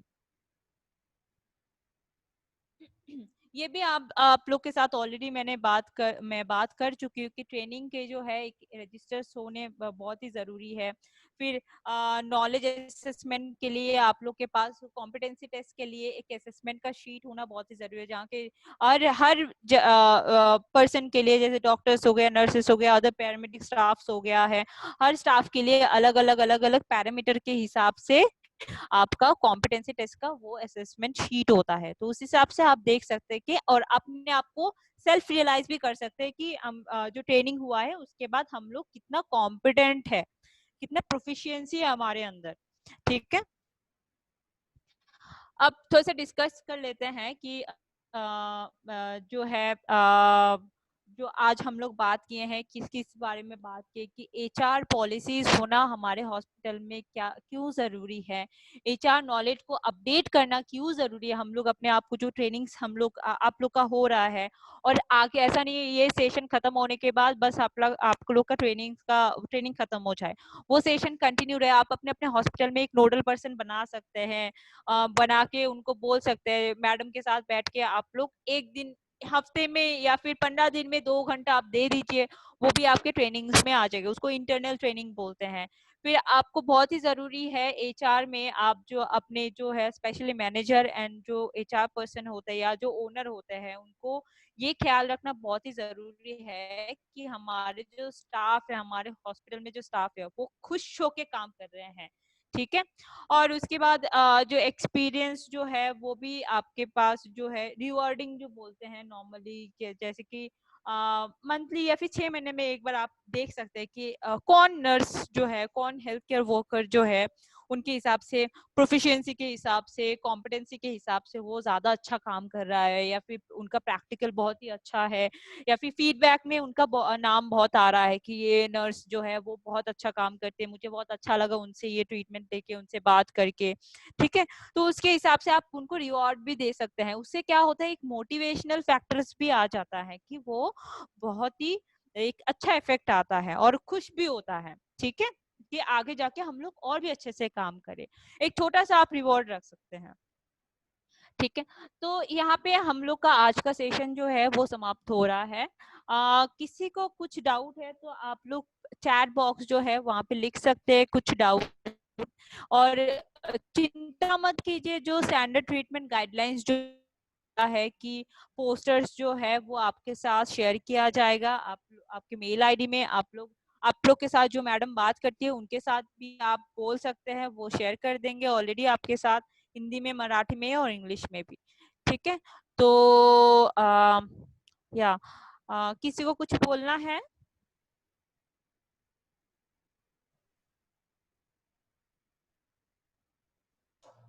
Okay. Okay. Akash, yeah, up to you. Yeah. Thank you all, thank you Motoshi and Priyanka, आपने बहुत अच्छी तरीके से ये सेशन लिया और काफी इम्पोर्टेंट इन्फॉर्मेशन हमारे पार्टिसिपेंट को दी। मैं पार्टिसिपेंट्स का भी धन्यवाद कहना चाहता हूँ कि आपने ये सेशन ज्वाइन किया। अभी मैंने चैट बॉक्स में एक फीडबैक लिंक दी है, आपको आज का सेशन कैसा लगा वो उस फीडबैक लिंक पे क्लिक करके आप हमें रिस्पॉन्स दीजिए, ताकि हमारे आगे के सेशन भी इतने अच्छे हो। हमारा अगला सेशन होगा वो 7 अगस्त को होगा, फ्राइडे को 3 से 5 में। उसका इनविटेशन और उसका लिंक आपको थर्सडे को मिल जाएगा। आप ये लिंक हम व्हाट्सएप ग्रुप में भी भेज रहे हैं, तो आप वहां से भी फीडबैक दे सकते हैं। Thank you very much for joining today, have a nice day, bye bye. Akash, Kunal here. Hello, सबके लिए ना डॉक्टर कुणाल बोल रहे हैं, जस्ट हमको एक और चीज आपसे शेयर करनी है।